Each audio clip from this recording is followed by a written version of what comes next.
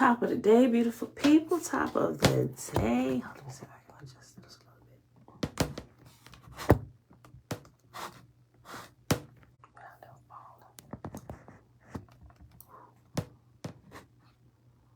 All right.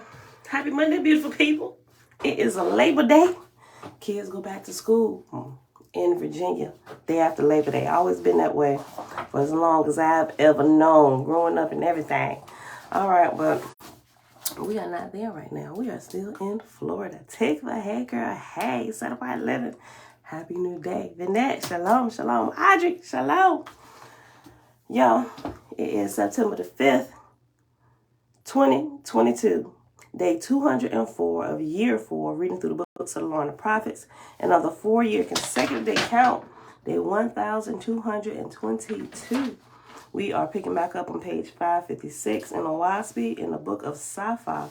And this particular portion is High Dang. And we actually read this before earlier. I forget which book we read it in, but it was a reference that it gave.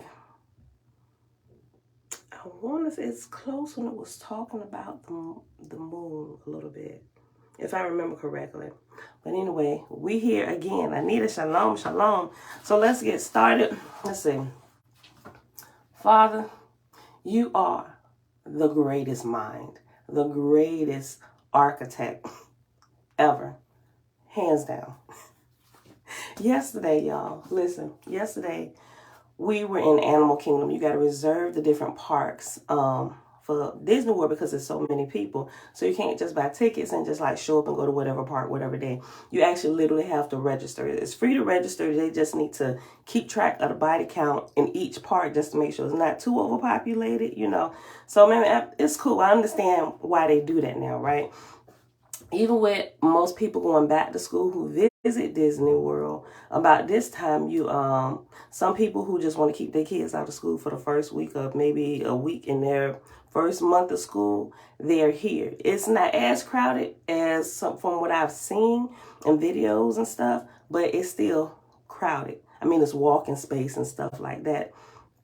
But when I say the creator is the greatest architect, I say that only because of what I see here in Disneyland and the ingenuity of humans, right? I'm like, if y'all ever been to Disney World, y'all know exactly what I'm talking about. Disney World or Disneyland, whatever. I looked at some of the parks online. There's a different theme for everything. And within Disney World, you got different sections, different parks, different themes, right? Animal Kingdom, hands down. Magic Kingdom was cool. That's all the pretty princess, all the magical stuff. But Animal Kingdom feels like home, right? And I say that because of all the lush greenery and everything. I was like, you know what? This is the creator's kingdom here. It was beautiful. And out of the Animal Kingdom, we enjoyed the safari. But Pandora, I'm not sure how long Pandora been up. Maybe since they created Avatar, but the whole section of Pandora, it's the most beautiful flowers. I got some of it I'm gonna post today. Y'all can see some of the pictures. Y'all seen Avatar? You know, the big rock up in the air that's like floating in the sky. They replicated that here. There is a game. Well, you call it a roller coaster, but it's a 3D experience. You might as well call it a roller coaster, right? You sit in there, and it's like you straddling a motorcycle, but it's 3D, right? And there's this huge screen to where it feels like when everything is the lights go off and the simulation begins, it seems like you're inside of Pandora. That was the whole experience. Whoever designed that, they truly understood the assignment. Because listen, I'm afraid of roller coasters, right? Had I known ahead of time that this would feel like a roller coaster riding on the back of these dragons. That's what it simulates. They ain't called dragons. But you know the animals? I forget.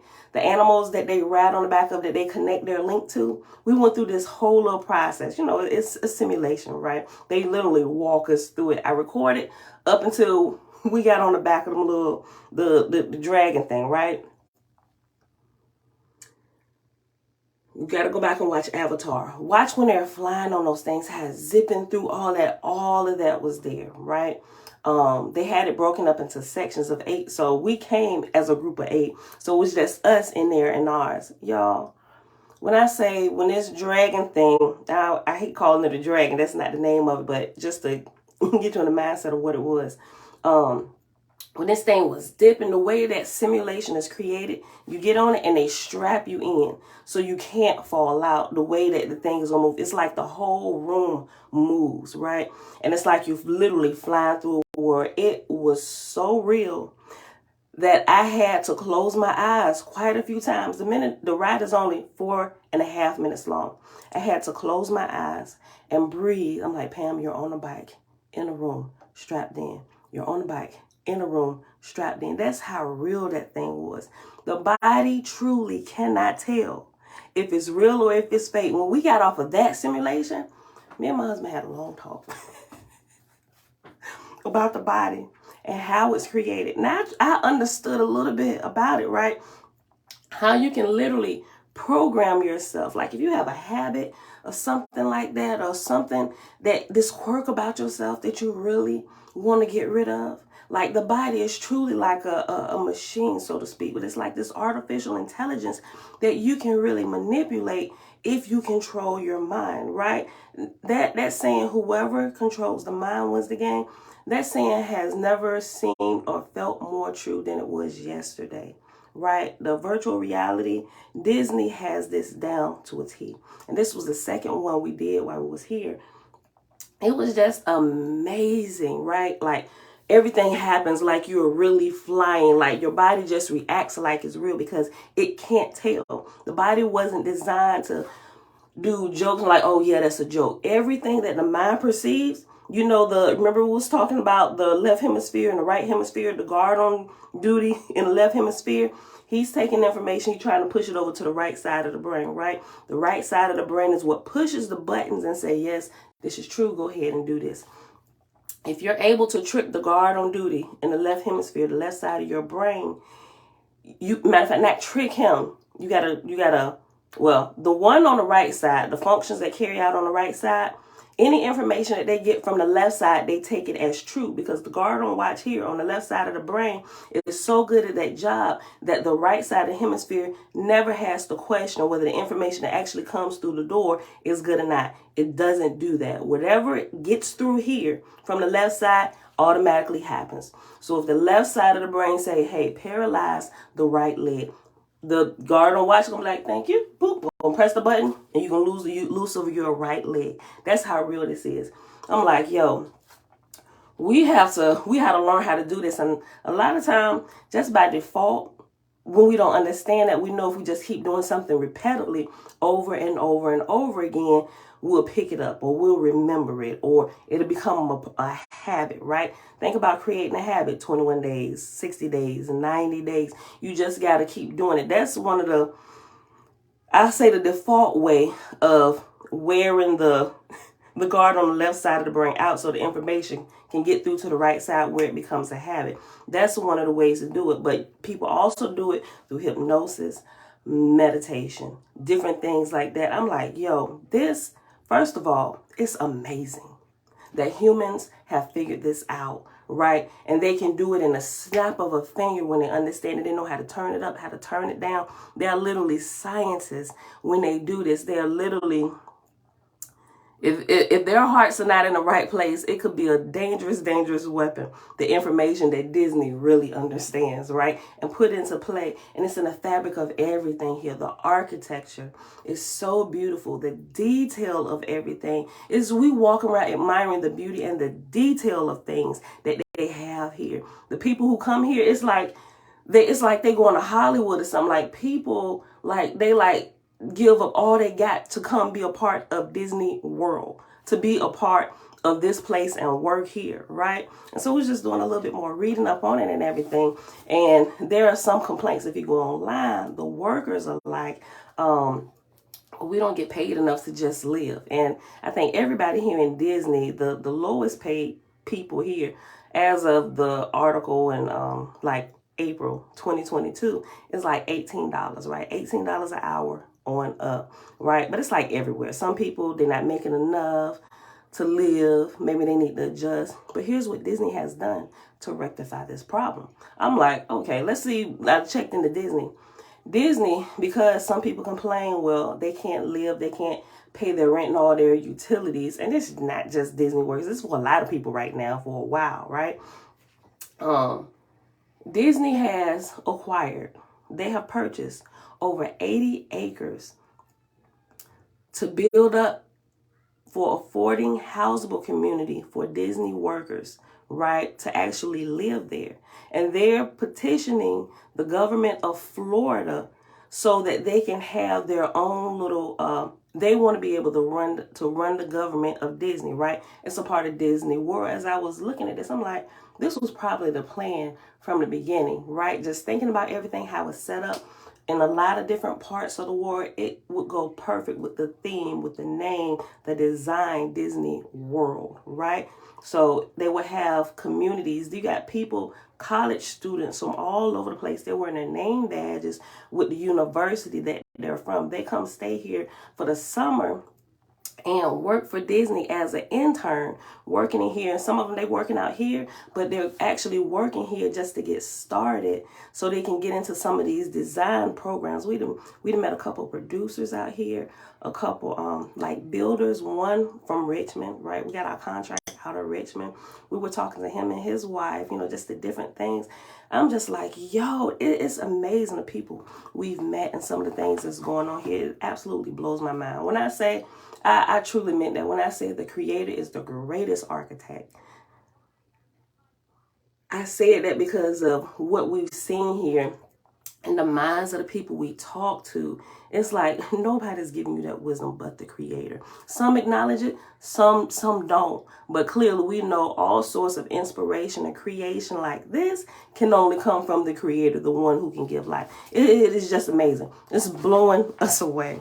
I'm going to show y'all some pictures from Pandora, though. The beautiful, lush greenery. I understand why it rains in Florida every day. And they didn't heal true to their name. It rains every day. Okay. So you had a couple people. We're going to get started. Auntie, Belinda Brown, Green Rising, Tabitha, Shalom, Shalom. Derry CM777, Shalom. Hannah, Green Rising. Elijah, Green Rising, brother. Dana, Legacy Impact Coaching. Yo, look, Dana said, imagine what they're doing with the metaverse. They got so in your Disney rooms, they got constantly playing on the TV, all Disney everything. They got some local channels, but it's like all Disney everything. Any kind of Disney movie you want to watch, it's on. Pick a channel, right? So there was a channel that's talking about the metaverse, right? And it's going over some of the different things. I'm like, yo, this is amazing. And we saw that particular clip after we got back here last night from Animal Kingdom and after we experienced Pandora. I'm just like, yo, this is amazing what they're about to do. Now, I'm not sure if they have nefarious reasons for doing some of this stuff, but let me tell you, it's amazing. The technology is mind-blowing. It's astounding. But people going to have to be careful. Because this whole metaverse thing, I love technology. I really, really do. And I think the metaverse is absolutely amazing, especially after what I experienced in Pandora and going through the flight thing with them, right? I don't know. Y'all just got to come experience it. Set apart living. Shalom, shalom. Stephen, shalom, shalom. All right, beautiful people. I got a few funny stories, but we'll share those for a few days. I got a funny story about my broken nail, right? I pride myself on being able to spot a hidden roller coaster on Rise. Didn't fare so well for this particular one. That's how I got my broken nail, right? I'll tell you that story one day. Probably when we do all a Disney movie and everybody got on it. And they take pictures of everything, right? Y'all should have seen my face. I was literally about in tears crying. I hate drops. I hate heights. We had Bella on this ride. We figured, they're letting small kids on it. This is just like a little cruise thing. Absolutely not. It's a full-blown roller coaster inside of the mountain, right? And you can't see nothing that's happening on the outside of the mountain. They got one where you can see the roller coaster entering the mountain. This wasn't that. It was a whole roller coaster inside the mountain. And I thought I was going to pass out. Bella was sitting behind me. James was behind her, and he was holding on to her, and he was screaming. He's talking about he liked roller coasters. He was screaming louder than I was and trying to hold Bella at the same time, making sure she don't slide out of her thing. They had us in there pretty tight. The three boys up front, they were like, we're done. No more roller coasters. If this is what roller coasters are, we want no parts of it. So we did all the non-scary stuff you can do at Animal, no, that was Magic Kingdom. And Magic Kingdom day before yesterday. All right, y'all, but anyway, that's enough. Hi, Dang. Hey, babe. Hi, Dang, page 556. You gonna turn this on? Okay. No, I'm not some coffee though. Okay. I thought you had already left out and went over there. Well, turn on. Okay. All right, babe. I see you want to get back. Oh, wait, come here. Come show your handsome face. Everybody wish my husband a happy anniversary. Today is our 21st marriage anniversary. Yeah, man. All right, babe. All right, page 556. High Dang. And right under High Dang, it says high noon or sun degree. The same tablet is used in this degree as in dawn. The children of dawn always use the sacred name of Yolin, whilst the sons and daughters of the All-Light say Eloah or Jehovah. For the full reading of the tablet in Meth, the student will find assistance in the preceding tablets. And this is where it begins. Dang. And it says dang like dang is talking. So it looks like it's this conversation going back and forth. Thank you, Kendrick. Okay, dang. Let the faithless remember his Father in heaven. The rising sun adorneth the east. Hear the Onitavis and the Emeth'a give the signs of dawn facing to the east. And after Emeth'a, you have reference letter V. So let's move over here to V. V is found on page 573. And V says Emeth. Faith is singular. Emeth'a is faith is plural. I know a lot of you already knew that. I see y'all using it in the chat from time to time. In like in Selahs and stuff. Okay. All right, so let's start back over. Dang, let the faithless remember his Father in heaven. The rising sun adorneth the east. Hear the Ontavis and the Emeth'a give the signs of dawn facing to the east. Dang, give voice, O ye that remember him. His name is a power in heaven and earth. O and I. What is O, y'all? I forget. We didn't have an O yet. It's like shortened for somebody. O. Okay, it's O and I. I know I is the initiate, but we're going to keep going. O and I. In Jehovah's name, the salutation signs withheld from publication. D. Before proceeding on the road of everlasting life, let the Haryah measure the bread and meal, that far distant regions may not entrap us in want. If the measure be short, then we must replenish. The Haryah passed 5 times around the altar, spelling the sacred name by the motions of their arms, halting for that purpose at the eastern fire. The Orgives now bring forth a polished stone tablet with chalk or ink to write with, and lay the tablet on the altar to the south of the tripod and the prophet's seat. Wawa Tusas, women, 5 in number, bring water in basins and set them down by the feet of the Emeth'a. Hira saith, Arise, O children of dawn, come to the west of the altar, O children of dawn. In parentheses, it got this do they. East, with sound of gong twice.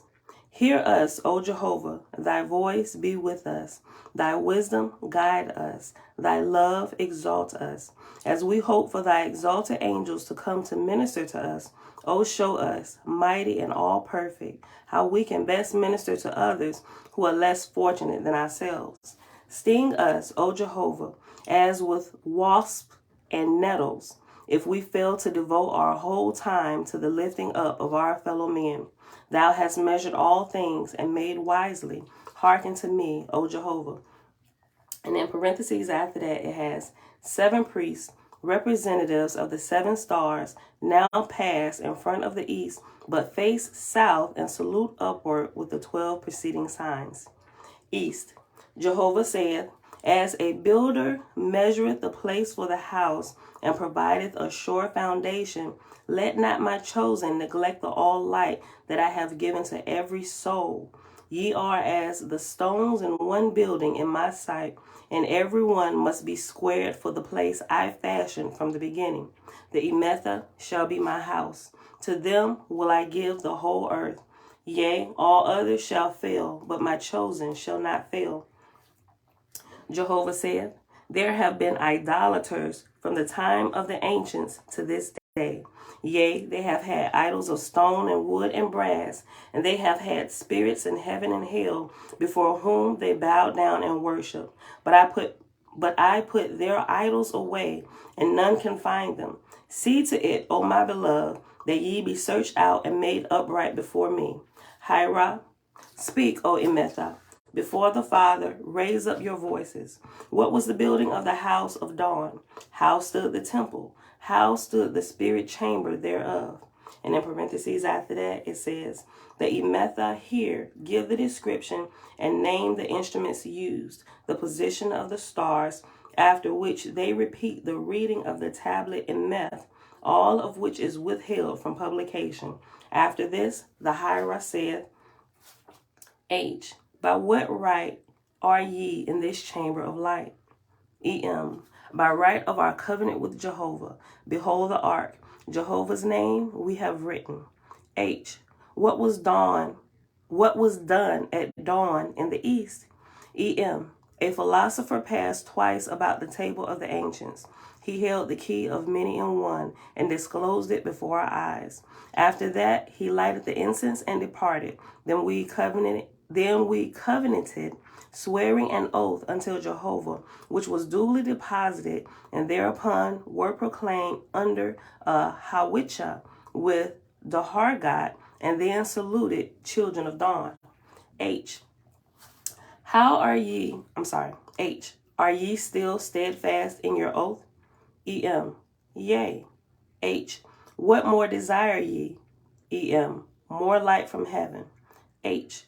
Of the earth man shall learn earthly things, but light from heaven descendeth to mortals by the angels in heaven, who are the servants of the Most High. East. As the sun at noon is to the corporal earth, so is Jehovah to the souls of men. As the eye turneth to the east to behold the rising sun, so turneth the spirit of the child of dawn to Jehovah, the great spirit. North. He hath uttered the sacred name. His hands have made the sign of the ancients.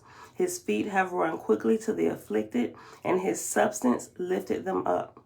East. As the wicked find strength in armies, so not single-handed laboreth the children of dawn. Let me read that again. East.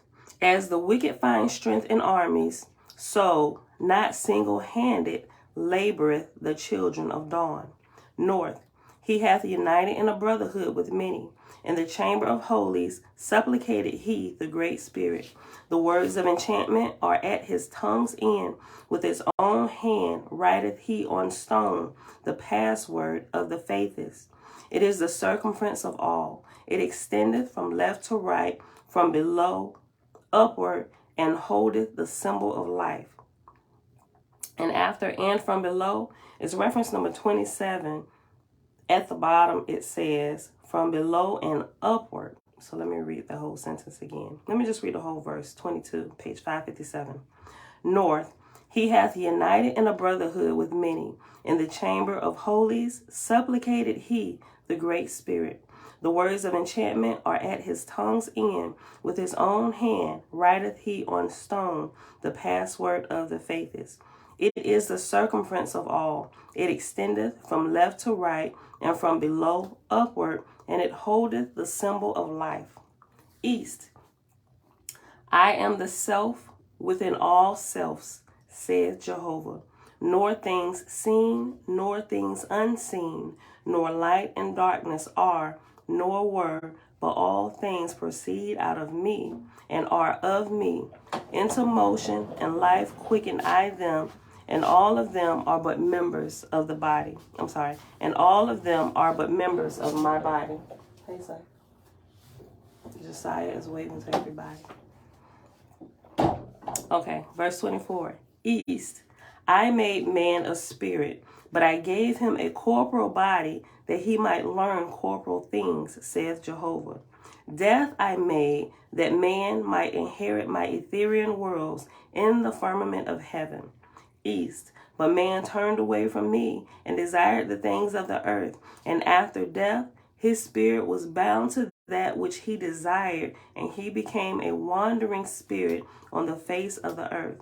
This I read before. I know we're reading it in here, but this we also read somewhere else. I'm going to highlight this again.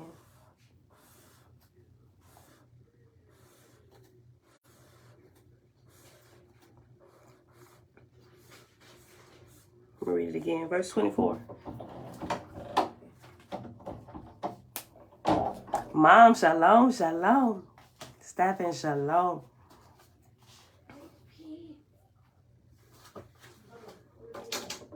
Can you go to the other one? Somebody over there? Is that in there? No. Go ahead. Okay. Quick water break. All right, beautiful people. Let me tell you. So when we were on this hidden mountain roller coaster, I clenched the back of who was in front of me.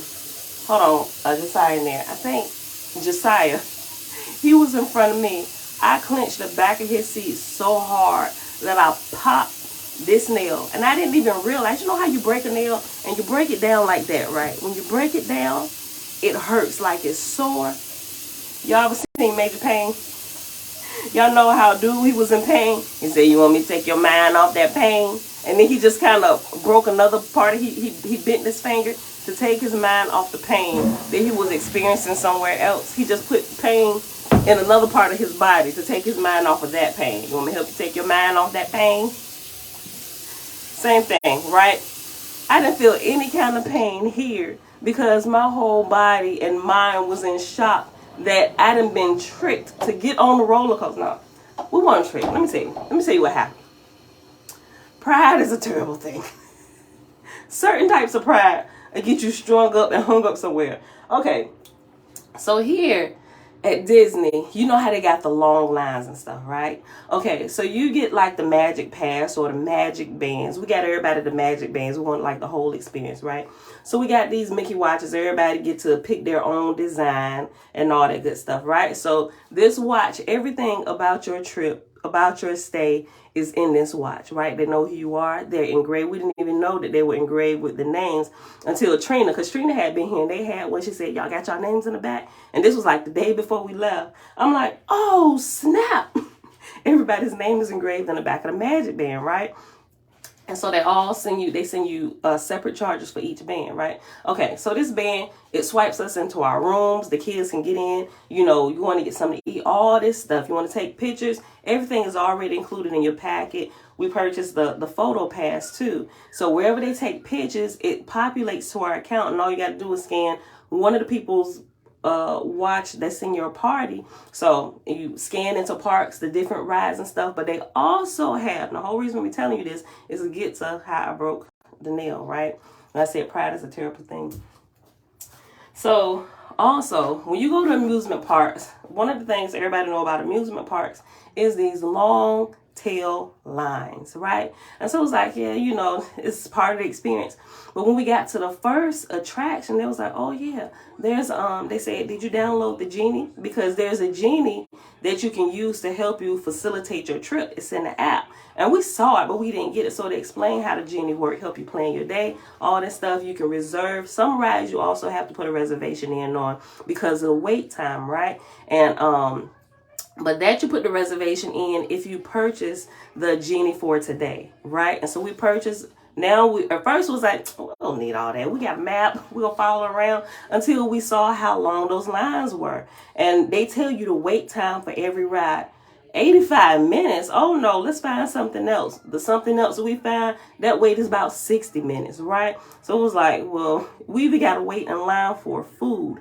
But they have what you call a lightning lane, right? Now the lightning lane, if you want the lightning lane for the day, they don't do it for the whole duration of the park visit, right?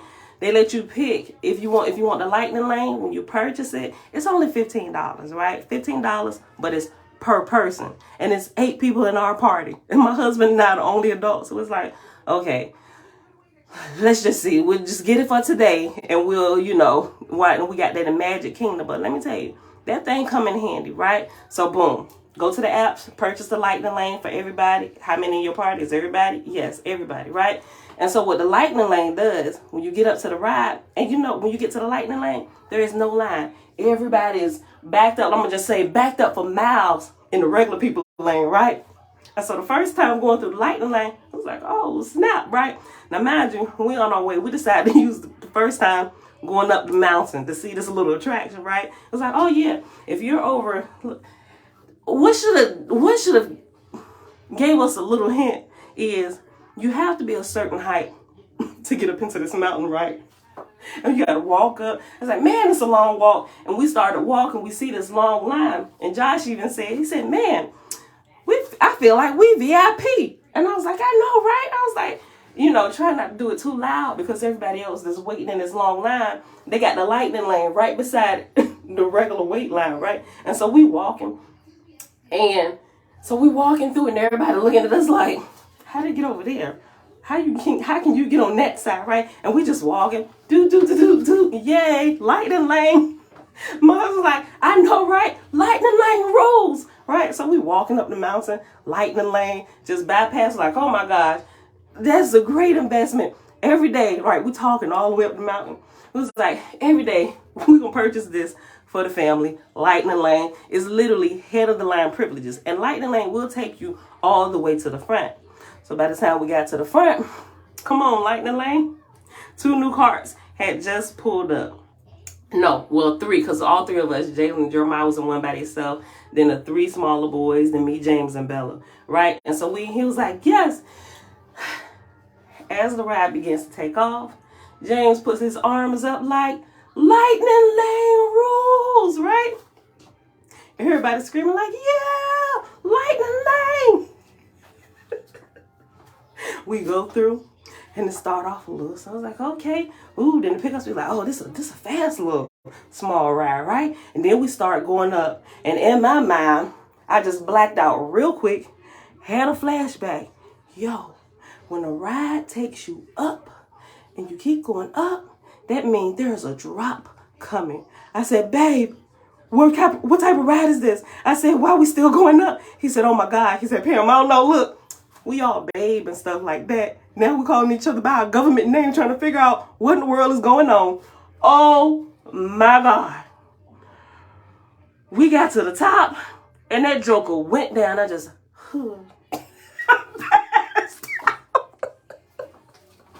when I walk back up, we still going, up, down. The kids are screaming. Josh is in the front of his, in the front of his car, it was Josh, Josiah. It was Josh, Isaiah, Josiah.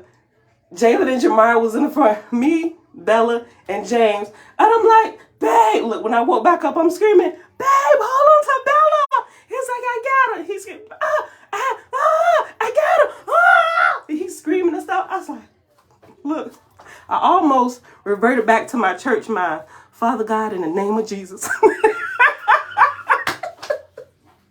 Look, y'all, I have not ridden a roller coaster since my middle school field trip when we went to Busch Gardens and I got on a Loch Ness Monster. That ruined it all my life. for all of the roller coasters. I am the designated bag holder for everybody else that want to ride roller coasters. I'll walk with you up the line, and as soon as everybody getting on, I will step over the ride, and I'll meet y'all over here with all the bags. No, we were not prepared for this. I clenched that jank so hard that my nail popped off.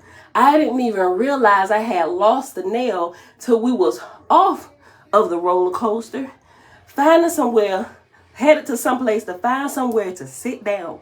Then I felt this throbbing on my thumb. I'm like, what? And I'm like, holy crap, I done broke a whole nail.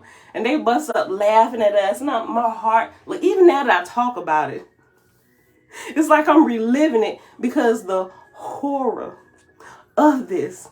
Look, and at a certain point, we just kind of like stopped screaming. Everybody stopped screaming, and we just got quiet, just taking like, holding ourselves tight, like bracing, like,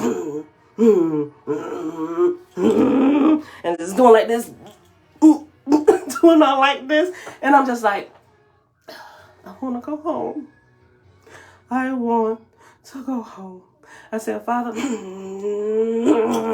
said, this is a roller coaster. Nobody's ever died on this. That's what I'm saying to myself. Trying to keep myself. I'm bracing myself. My whole body is still holding on. And I'm thinking to myself, Pam, nobody's ever died on this roller coaster. Switching like this, like, nobody's ever flew out. Nobody ever flew out. This is not going to last forever. Gonna be over in like 2 minutes. And I'm like, oh my God, this is the longest 2 minutes I've ever felt in my life. I'm sweating. Y'all, after that, my legs is probably shaking for like a good 10 minutes after that. Just constantly reliving everything over and over again. And so when I share these pictures today, they got this photo pass. I'm gonna share the pictures that they took of us while we was in there. I looked like I was full-blown crying.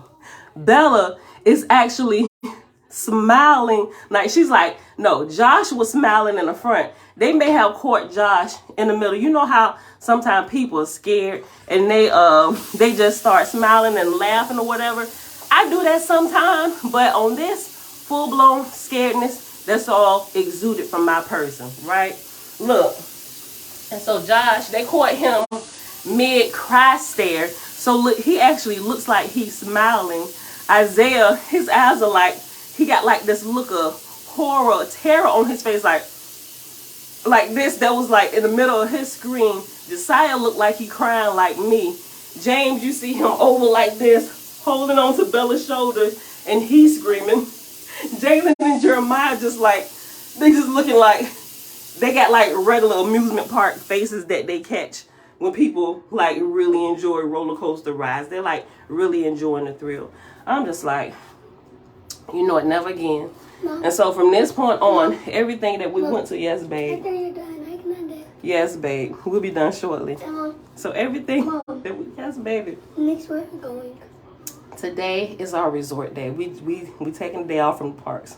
I'm glad I reserved it the way I did. We did park, day at the resort, park, day at the resort, then we leave, right? Oh, well, we arrive. Mom. It's a resort day, park, rest day, park, then we leave, right? Listen, you learn a whole lot. Don't come here trying to be cute. Y'all better pack some good walking tennis shoes, right? Make sure you possibly, if your body ain't in the best of shape, you might want to pack a painkiller just in case. Also, small kids, extra set of clothes, possibly 2. We're wearing a book bag, and I'm glad I decided to take 3 sets of clothes. Bella, she started the day in one of her princess dresses, right? She starts the day in about an hour, 2 hours into the park. All right, mommy, I want to change now. So we go to the bathroom. Yes, baby. We'll go back to sleep, sire. Oh, go over there. They ain't got their TV on over there, I don't think. Cut it back on. No. Okay, well, you just gonna have to plug your ears. Give her the remote. Give her the remote. We ain't gonna start this. I'm gonna kick you out of here, boy. Give her the remote. Cut it back on. I don't care. Give it to her. Excuse me 1 second.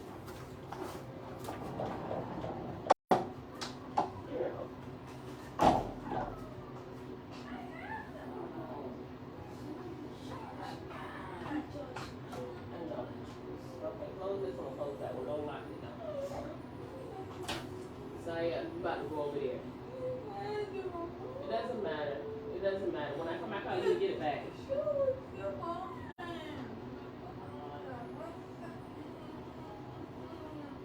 You had to watch one first.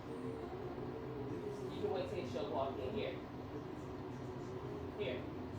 When your show go off, she can watch that one. Bella, don't do that. Because you were wrong, Bella. My bad. It was Bella. It wasn't Saya this time. It was actually Bella being a bully. She really trying to be a princess. While we're here, think she rules everything. Listen. Okay. All right, y'all, look. Kendrick, listen. Look, girl, roller coasters are not my thing. I love the fun, the atmosphere and everything, but I'm just not for roller coasters, right? And I'm shocked.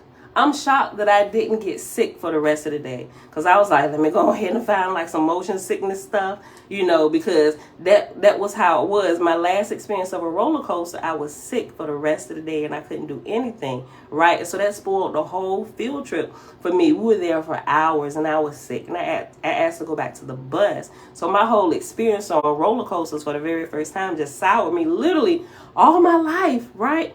But I realized as we kept walking, I didn't have like that same sick feeling, and I was quite amazed, right? I think the shock of it all and worrying about my other children in the seat took my thoughts off myself, worried about them. I'm like, we all live.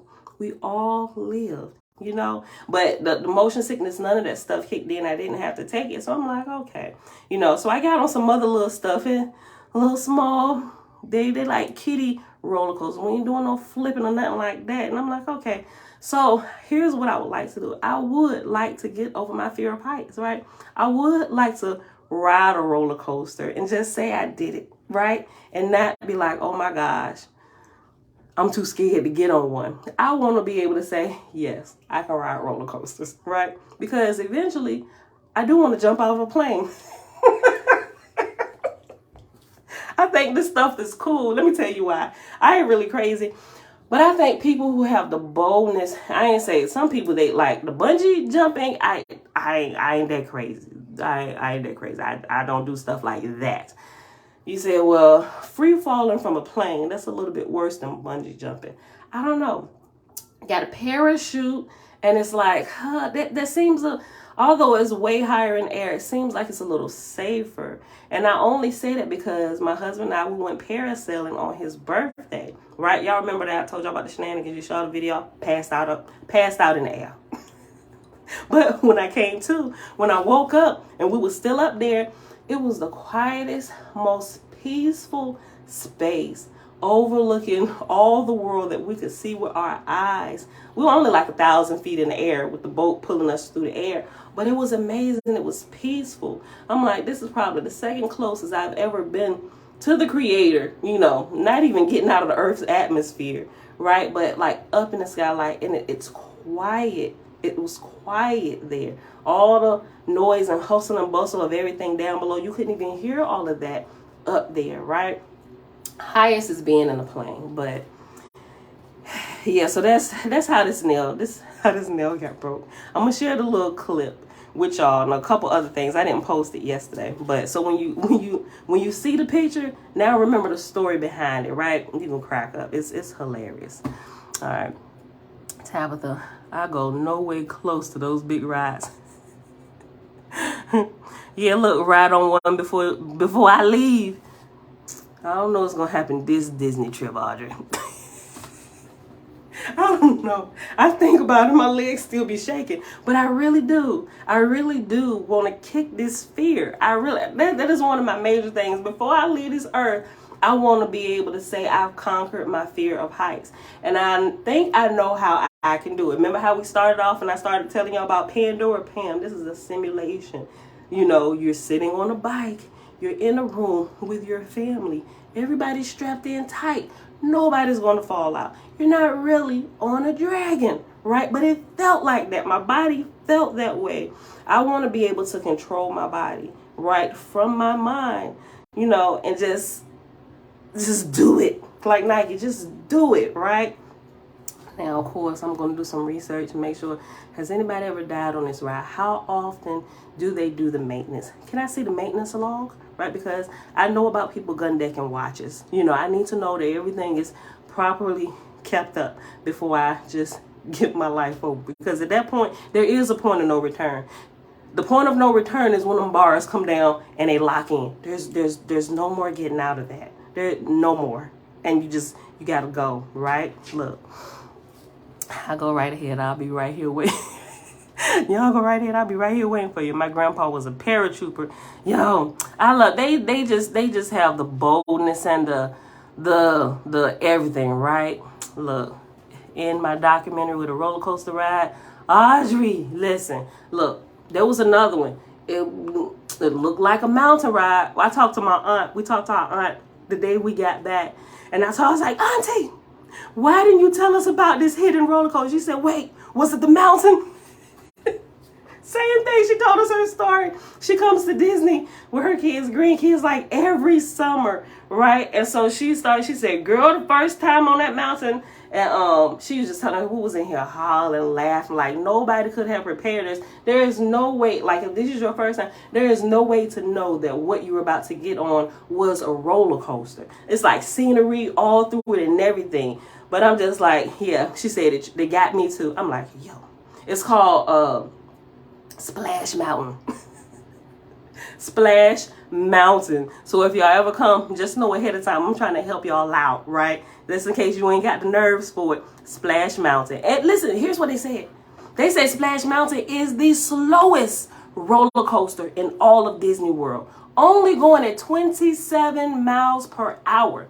They said, now when you leave out of here, she said, when you get in your car, she said, go 27 miles per hour. She said, this is how slow you were going on this roller coaster. She said, it seems so fast. She said, Disney, the minds, the engineers of Disney, they're genius. They understand this. So they said most of the ride is dark because when it's dark and you're going through here and the little spins and turns, she said, it seems so much faster because your mind is being manipulated because of the darkness. And how she explained this was a whole spiritual revelation in itself. I'm like, yo. And I just stood for a second and listened to what she said. And I'm just like, yo, this is amazing. She said, but it is. She said, it is the slowest roller coaster ride in all of the park. Right? Look.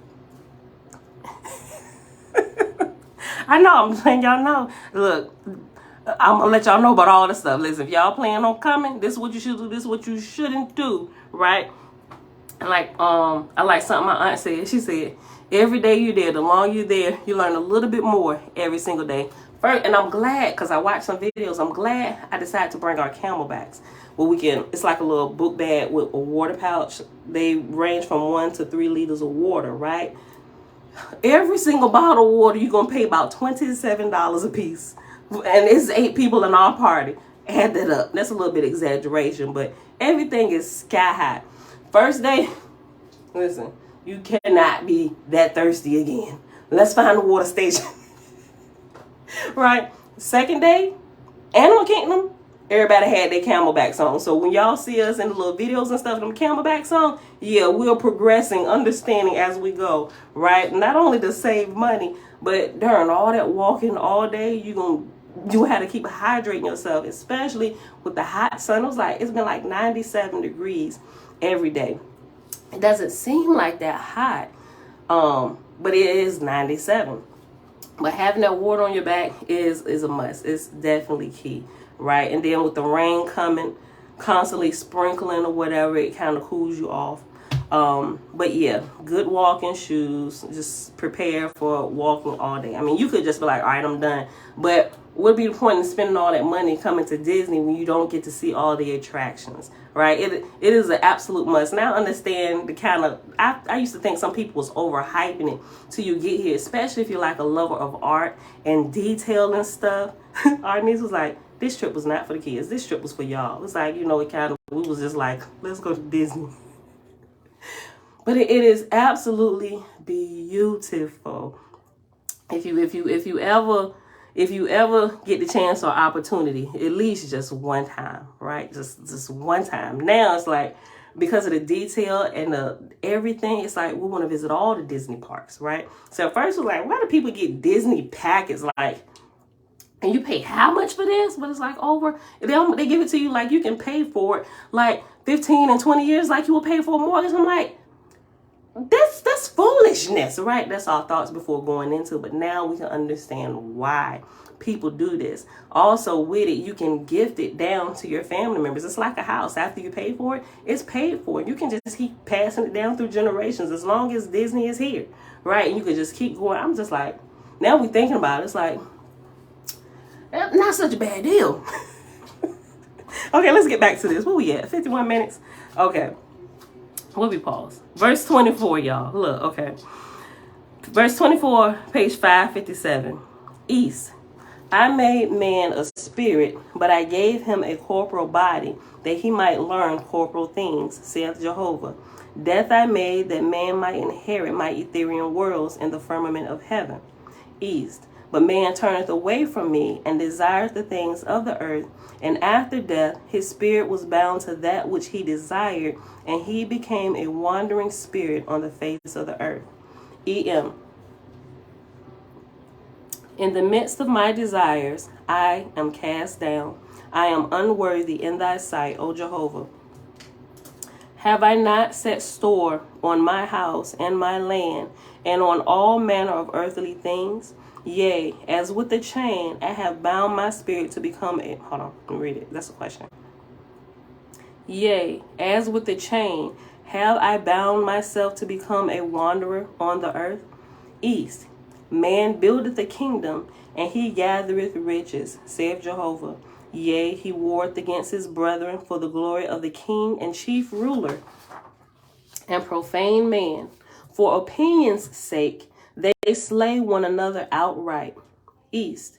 Jehovah said, the spirit of the rich man have I bound, and the warrior, and great captain, and the man of renown, and the leader of men, and his spirit cannot rise up from the earth.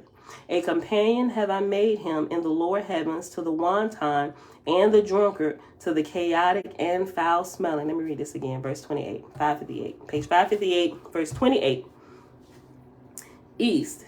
Jehovah said, the spirit of the rich man have I bound, and the warrior, and great captain, and the man of renown, and the leader of men, and his spirit cannot rise up from the earth. A companion have I made him in the lower heavens, as to the wanton and the drunkard, to the chaotic and foul smelling. E.M. Never, O Jehovah, will I raise up my hand against any man, nor will I war for the king, nor chief ruler, nor for any man, nor for any land, nor house, nor earthly thing. And though I be placed in front of battle, yet will I not take any man's life. So help me, O Father in heaven. East.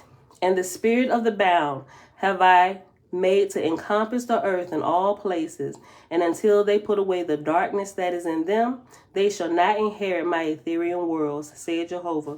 Neither shall they hear my voice, nor believe in my person, for they have descended into the darkness, and are blind and dumb to my glories in the firmament of heaven.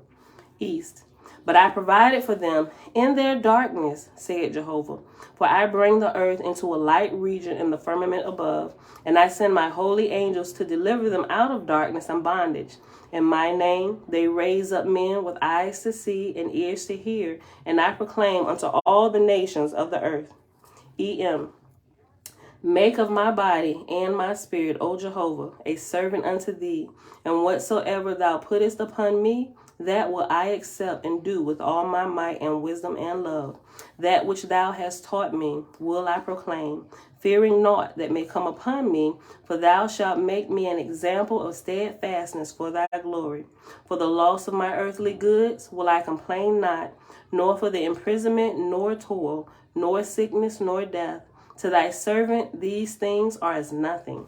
Without thee, O Jehovah, I am nothing. But thy servant will I be, henceforth forever. Amen. Hira. Excuse me. Hira. As Hira. Hira. My friends, what was the light of the ancients? E.M. To learn the earth and call it Ah. To learn the sky and call it O, to learn the unseen power as the wind and call it Iowa. H. What was the secret password to the Lodge of Light with the ancients? What was next?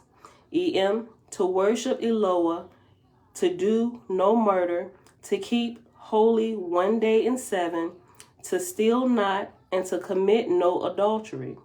What was the next light? Oh, H. What was the next light? E.M. To do not unto others that which we desired not done unto us. H. What next? E.M. To do unto others even as we desire them to do unto us, to love one's neighbor as oneself, to return good for evil.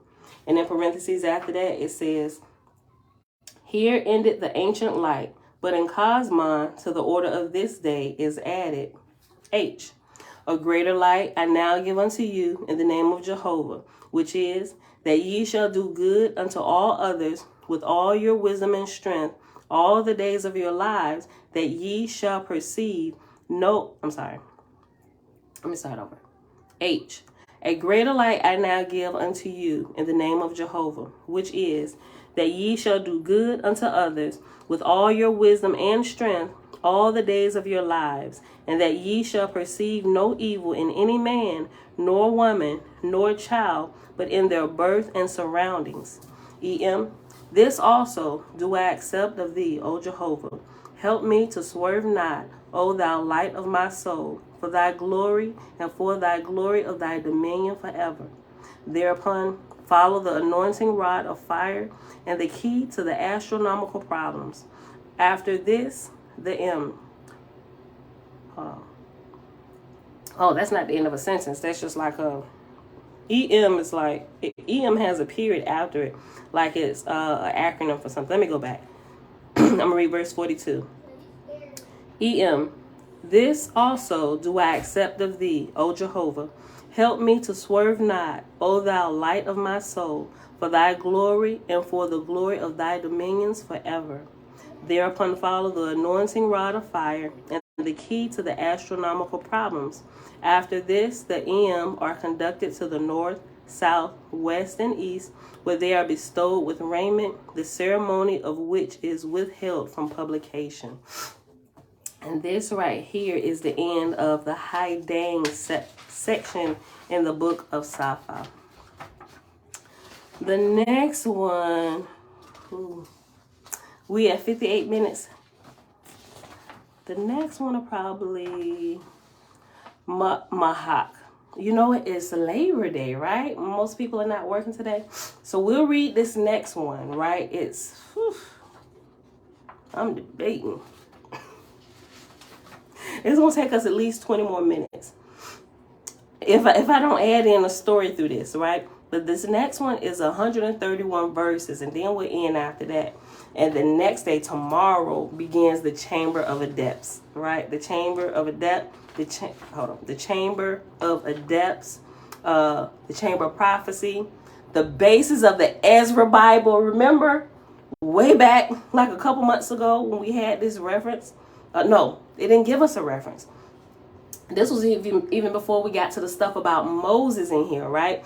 And I told you I had read ahead and I found this, that basis of the Ezra Bible and how it got all chopped and screwed, and now Constantine is using this. I'm just like, yo, I got to read to y'all what this says. And that's why we read it before. So we will read this. We'll actually be reading that. I'm going to read this, Mahak, today. Like I said, that's 131 verses. So tomorrow we'll get to the Chamber of Depths, the Chamber of Prophecy, and the basis of the Ezra Bible again. Okay. Fritz, shalom, shalom. Okay, y'all. So let's go ahead. Oh, nope. Oh, okay. On page 558, Mahak is M''Hak. And under it, in square brackets, it says dark or degree of golden chamber. And after dark, it has reference letter W, right? And W is on page 573, and it says Mahak. It means dark. See Book of Safa, chapter Samoan, verse 44, which we already read it. Let's go back to it real quick. Samoan, I think Samoan was the first. Right? Yep, here we go. Yep, very first one. That's all the going through the chart.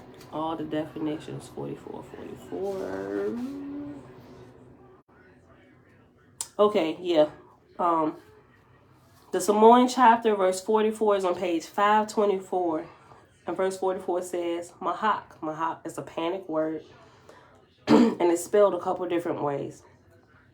Okay, so Mahak, the first panic word is M''Hak. Mahak, panic. Mahak or Moak. The first Mahak is M''Hock or MO'Ock or Moak, MOWK. And all of those different spellings is the Algonquin spelling, right, and pronunciation. Then you have Oshak, O'Shak, and that's Fanese. Koshek or Chosek or Sheshek or Choshek, that's Ibra, and it means Mahak. And all those different sayings from them different languages is night or darkness. The time of the Ezwin ceremonies. Let us meet privately on the mountaintop in Chosek. The angels require it of us. Chosek in Hebrew. Tarin Ziwagan. In some, Kuwik. Not having mountaintops, they met in Tarezi, the swamps, and had the Ezwin. Okay, so go back a little bit, and it says Chosek, Hebrew, Tarin Ziwagan. In some, Kuwik. Kuwik has reference number 4, and down at the bottom, Luwik is just another way of saying Kuwik. Or in the previous version, it had Luwik, and they updated it here, Kuwik, for this. Okay. Not having mountaintops, they met in Tarezi, the swamps, and had the Ezwin. Tarin Ziwagan became a law for the Mahak, a tribe of Algonquin. When the drought destroyeth, let the faithful hold Narshaka on the mountaintops, and the rains will I send from heaven. Sanskrit. Asha. Ki. Yes. We're just chilling at the house, or we're just chilling here, or just going somewhere. We're just going to chill here for a little bit, but we're going to actually go out into Florida today. We're going to pick up a couple things, and we're going to see what we can get into out inside of Florida today. Then we'll come back to the resort, and y'all can go to all the pools and all the stuff here at the resort. I thought you're done with your video. You can take me to the pool. No, when we come back, we can go. I'll go to the pool. Okay.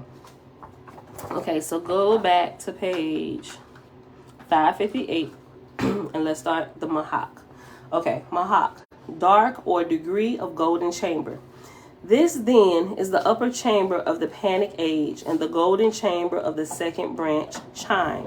Herein stand the gods and saviors of this day, even as the idolaters of the ancient days had other gods and saviors in their days.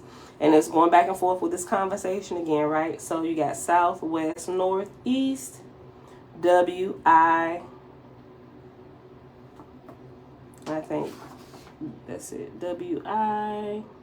You got Brahma. You got a C, a Boo. I'm sure we'll figure this out as we go through. Okay. This then is the upper chamber of the panic age and the golden chamber of the second branch chime.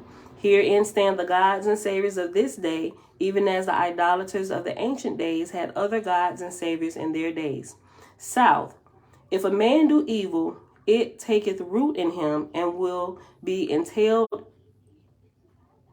If a man do evil, it taketh root in him and will be entailed on his spirit even into the next world. But if a man practice righteousness, it will also take root, and his spirit will become as a star of glory in heaven. West, if a man court evil companions in this world, he shall find them also in the spirit world. S, but if he constantly seek Jehovah and to do his will, he shall find happiness both here and hereafter. North, If a man minister unto others, so will he be ministered unto by the angels of heaven. But whosoever would grow in all gifts, let him labor to become one with the Father, and the Father will grow in him forever. East. Naked bring I man into the world, saith Jehovah, but I provide others for him in his infancy, that he may be fed and clothed. But when he is strong and wise, I command him to provide for himself, that he may be an honor and glory in my handiwork.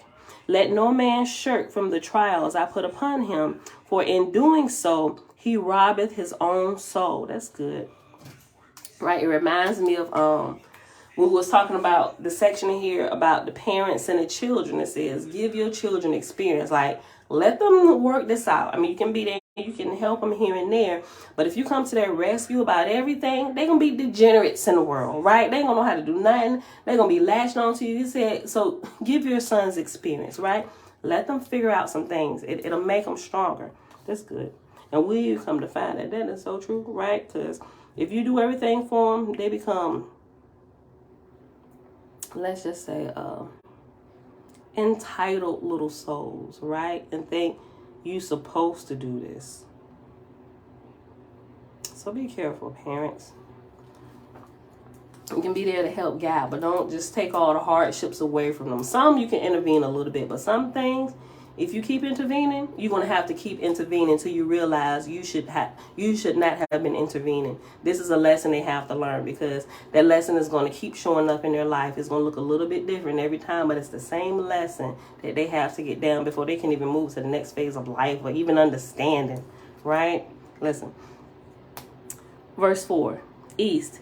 Naked bring I man into the world, saith Jehovah, but I provide others for him in his infancy, that he may be fed and clothed. But when he is strong and wise, I command him to provide for himself, that he may be an honor and glory in my handiwork. Let no man shirk from the trials I put upon him, for in doing so he robbeth his own soul. The Gawai and the initiates now march thrice around the tablet, repeating the philosophy and the examination that arise out of the degree of dawn and the light of high noon. When they have arrived at the west, the Washutage sound the gong, and they halt thereat. And after Washutage is reference number 28, and down at the bottom 28 says Washu Taga. Okay. The Gawi and initiates now march thrice around the tablet, repeating the philosophy and the examination that arise out of the degree of dawn and the light of high noon. When they have arrived at the west, the Washutage sound the gong, and they halt thereat. The west saith W, and W is west. Who cometh here? I, remember I is initiate, right? I, of faith is in Jehovah. W, who is Jehovah? I, the great spirit, he who is over all and within all, the potent and unseen. He it is whose ever presence quickeneth into life all that live. W, where is Jehovah? I, everywhere. There is no place without him. W, what is his form? I, no man can attain to know his form. W, what is his extent? I, no man can attain to know his extent. W, is he person? I, inasmuch as all living are persons, so is he the all person of all things.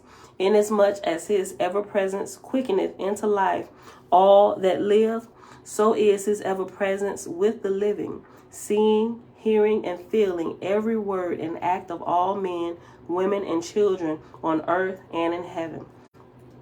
W, what interest hast thou in him? I, he is my Father. He is within my soul. I am within him, and a very member of his person. W, whence came his name? I, as the wind whispereth E in the leaves, and uttereth O in the ocean's surge and in the thunder above, and the E in the winter shrill whistle. So came the name Eoah, which hath become Jehovah, and Eolin, and Elohim, and Winohim. W. How was he discovered? I. The angels of heaven taught man of him. W. Who are the angels of heaven? I. People who once lived on the earth or other corporal worlds. W. What was their form? I. Even as mortals, but being perfect. W. Where is heaven? I. Worlds unseen by mortals, feel the Etherian firmament above. These worlds are heaven. These the spirit worlds. These the Etherian worlds. These are the abodes of the spirits of the dead. W. How came the angels from heaven down to the corporal earth? I. In the Danha, they come direct. At other times, they come through familiar spirits. W. Who are familiar spirits? Our fathers, mothers, brothers, sisters, and other relatives and friends who have not been long dead, and such other spirits as have not learned or risen to the heavens above earth's atmosphere. Many of these abide on earth and with mortals, some for a few years, some for 100, and some for 1,000 or more years. And we also read this in another place too, right? Because I know I highlighted it before, but it's also here, right? Familiar spirits. This is something like in my dreams when I would have, here's my dreams of familiar spirits on how I know I was dealing with a spirit. Okay, so in my dream sometime there is somebody who looks like a family member of mine. And in the first part of the dream, I'm interacting with this so-called family member until I realize they're acting strange and they're acting funny. And when I start asking them questions, they just kind of, they just kind of freeze up, look at me like I'm the one that's wrong, right? And so those are my dreams. It's like a lot of different things that play out, but it's alerting me to something in my waking life when I'm actually woke and I start paying attention to it, right? And so that's why when something's going on, I'm not quite sure the engagement of the spiritual realm that's happening and why. Sometimes I have a dream about a familiar spirit, and that helps me key in on what's happening in my waking life and something that's like directly interfering from the spiritual realm. Like, oh, okay, now I know how to get to the bottom of this, right? That's how I realize there's a familiar spirit present. Okay, I'll read this again. And sometimes these familiar spirits, I'll say most of the time, they be on S-world shenanigans. Oh, the worldly shenanigans. Like they be trying to scare you or whatever the purpose for them showing up this time is, right? Okay. Verse 32. Who are familiar spirits? I, our fathers, mothers, brothers, sisters, and other relatives and friends who have not been long dead, and such other spirits as have not learned of or risen to the heavens above the earth's atmosphere. Many of these abide on the earth and with mortals, some for a few years, some for 100, and some for 1,000 or more years. 34. W. What is an idol? I. Anything that is worshipped, having form and figure. W. Who is God? I. A spirit with a heavenly throne, believed by people in darkness to be the creator of all things. Familiar spirits have often called themselves God and so taught mortals. W. Who are saviors? I. Familiar spirits who have kingdoms in the atmosphere, which by the ancients was called the lower heavens. The lower heaven. Saviors are tyrants who make slaves of other spirits who believe in them. Their slaves are sent back to mortals as guardian angels or familiars in order to make captives of mortals after death to augment the Savior's kingdom and atmosphere. Listen here. And I know I done said this. My words were just a little bit different, right? But this is amazing because I didn't even read the Mahak chapter ever. This is my first time reading this. Listen, I was using an example of Christianity. Those worshiping Jesus, like when they pass on from here, they go looking for this said Jesus of the New Testament, not realizing that this was a created deity, false god. We're not talking about the real person, Joshua, a person who actually lived, but this augmented character in the New Testament is a savior or a false god who has a kingdom, right? And they're preparing you, like they enslave you here. Sometimes it look like slavery to clearly for those of us who've woken up, we realize we've been made a slave here. Something is wrong, and we come out of it, and we can clearly see y'all have been made slaves, not even realizing everything y'all doing for Jesus. Sure, you may get some little what you think might be miracles, answer prayers and stuff, but that's just reeling you in a whole lot deeper, because when you give up your flesh form, this is where you're gonna go. They've made a slave of you here, and all the religions do it. They make a slave of you here, and then when you give up your flesh, you are made a slave in the spiritual realm as well, right? And you ain't ascending to the heaven what you thought with the Creator, and you're gonna find yourself in bondage, and you can't lift up. You can't lift up off the earth, and pretty soon you're gonna find yourself. We're gonna be calling you a familiar spirit, a drook, depending on what region you at, around what people. And if you end up that way, hopefully there's a faith that somebody in your family that you go back and you linger around, because you don't know nothing else, right? And hopefully by hanging around your faithless family member, right, or other Emeth'a, right, faithless, right, those who really serve and love and know the Creator, the true Creator, if you hang around them, eventually you'll raise up, right? Because listening to them, watching their lives, truth exuding from their life, it'll help those spirits in the S world, in the spiritual realm, who have passed on, who know nothing. They'll still be educated with truth. And that way, when you rise up, when it's time for you to go, they can all go with you, right? So, my family members, when they pass away, if they're not full of the life of they full of the life of the Creator, they just could be misusing their life force. Right, but they're probably, if they didn't die, if you didn't know for certain that they love the Creator, they died loving something else that they call Savior other than the Creator, you can bank on that they're hanging around still. They done lost their flesh, but they still there. They're still there. Listen, yes, and that is truly glorious, right? So guys, we take no breaks from the Creator's work. Listen, hold on, let me go back. Let me just go back to 34. Let me just go back to familiar spirits. Listen to this. Okay. Verse 32. W. Who are familiar spirits?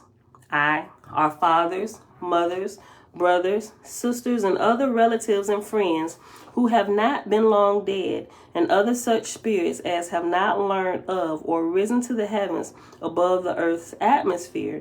Many of these abide on the earth and with mortals, some for a few years, some for 100, and some for 1,000 or more years. What is an idol? W. What is an idol? I. Anything that is worshipped, having form and figure. W. Who is God? I. A spirit with a heavenly throne, believed by people in darkness to be the Creator of all things. That's a key word. Believed by people in darkness. Highlight that. Who is W? Who is God? I, a spirit with a heavenly throne, believed by people in darkness to be the Creator of all things. Familiar spirits have oft called themselves God, and so taught mortals. W. Who are saviors? I, familiar spirits who have kingdoms in atmosphere, which by the ancients was called the lower heaven. Saviors are tyrants who make slaves of other spirits who believe in them. Their slaves are sent back to mortals as guardian angels or familiars in order to make captives of mortals after death to augment the Savior's kingdom in the atmosphere. W. How can man escape the toils of false lords, gods, saviors, and familiars? I dropped my highlighter.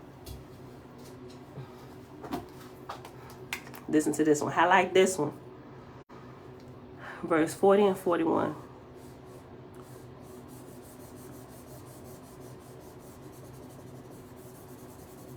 Okay, 40. Page 559, verse 40. W. How can a man escape the toils of false lords, gods, saviors, and familiars? I. He shall covenant with Jehovah every day of his life, and serve him by doing good works unto others with all his wisdom and strength. Nor shall he call in prayer on the name of a Savior or God, nor any other spirit, but on the Great Spirit only. If he do this, and eschew contention and war and leadership and earthly gain and earthly aggrandizement, then will Ethereal angels come and guard him in the name of Jehovah. Shebrew. Hey, sis. 42. W. Who are Etherians? I. Spirits who have risen above the bondage of the earth and its atmosphere. Spirits who can come only to such mortals as have attained beyond earthly desires. W. Hath it not been said, swear not at all? I. Jehovah saith, swear unto thy Father in heaven every day of thy life, and if thou fail to keep thine oath, thou shalt renew it on the following day with repentance. But in all swearing, it shall be for perfecting one's self and for the glory of the Father. That's good, right? I'll read that again. Verse 44. Hath it not been said, swear not at all? I, Jehovah saith, swear unto thy Father in heaven every day of thy life, and if thou fail to keep thine oath, thou shalt renew it on the following day with repentance. But in all swearing, it shall be for the perfecting of one's self and for the glory of the Father. W. Thou hast spoken wisely.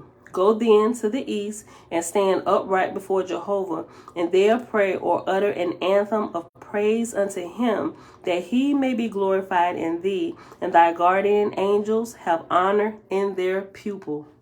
Ain't that amazing? Our guardian angels calls us pupils. Listen here, bruh. Look. Okay, so out here, look. Hold on. Honor in their pupil. You know how... Hold on. Let me just highlight this. Thy guardian angels have honor in their pupil.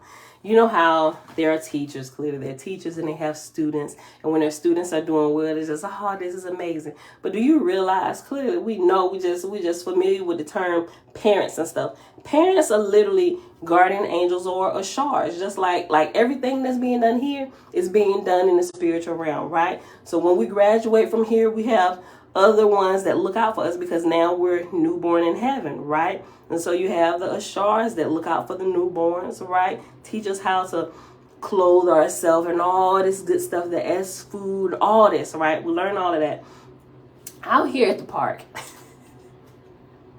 Now, I observe a lot, you know, I observe my children and how they're acting. And I'm not going to say all the time the control or the teaching, the control. Sometimes you just got some rogue students and they just want to kick against the prince. They don't want to follow any kind of rules or whatever. But you see the when you get out to amusement parks and things like that where children can literally go wild, right? Because the animal kingdom, that's their thing. Go wild, right? When you take a picture, go wild, do the rrr and all that stuff, right? But it's like a play on words, go wild, right? But you can tell if the ashar or if the parent has good control over their pupils or over their children, the parents over the children. Some can just speak to them, come on Johnny, let's go. Johnny will obey and he'll go. Some parents like, Johnny, come on, let's go. I'm tired of repeating myself. And Johnny's like, still doing what Johnny want to do, right? And then you got the other parents, okay, Johnny, just calm down. What do you want, Johnny? And Johnny over here, we saw this Johnny when we was leaving Magic Kingdom. Stomp around, I don't want to go, Dad. And first of all, it shocked me because it was a dad, right? And it's like, hold on, Dad, where is your... And we're walking like... Everybody, I'm like, quick. And Josh, my Josh, 11-year-old Josh, he looking like, what is wrong? And he said it loud too. He said, what is wrong with that kid? What is all this about? I'm like, and we're like, boy. He like loud. Like, that's the kind of stuff you whisper amongst us while we're observing their shenanigans, right? And Jay's like, oh my God, boy. You act like you ain't got no kind of home training. Grabbing him by the head like, oh my God. I'm like, listen. The child is clearly upset. Dad doesn't have that much control over him right now, so it seems. And you would think this Johnny about 5 years old. No, this Johnny looked like he about 13 years old, like Josh's age. And it's like, bro, you throwing a whole full-blown temper tantrum, and your dad looking like he trying to calm you down because he's scared you might swing on him. And I'm just like, boy, I wish one of y'all wouldn't James gave them eyes to the whole group of 8 in the back up at me, and we're like, hey, we know how to act in public. He like, this is how y'all don't act. We got a real live example right here because I will whoop all y'all tails, including you. I said, I wish you would, but I know how to act in public.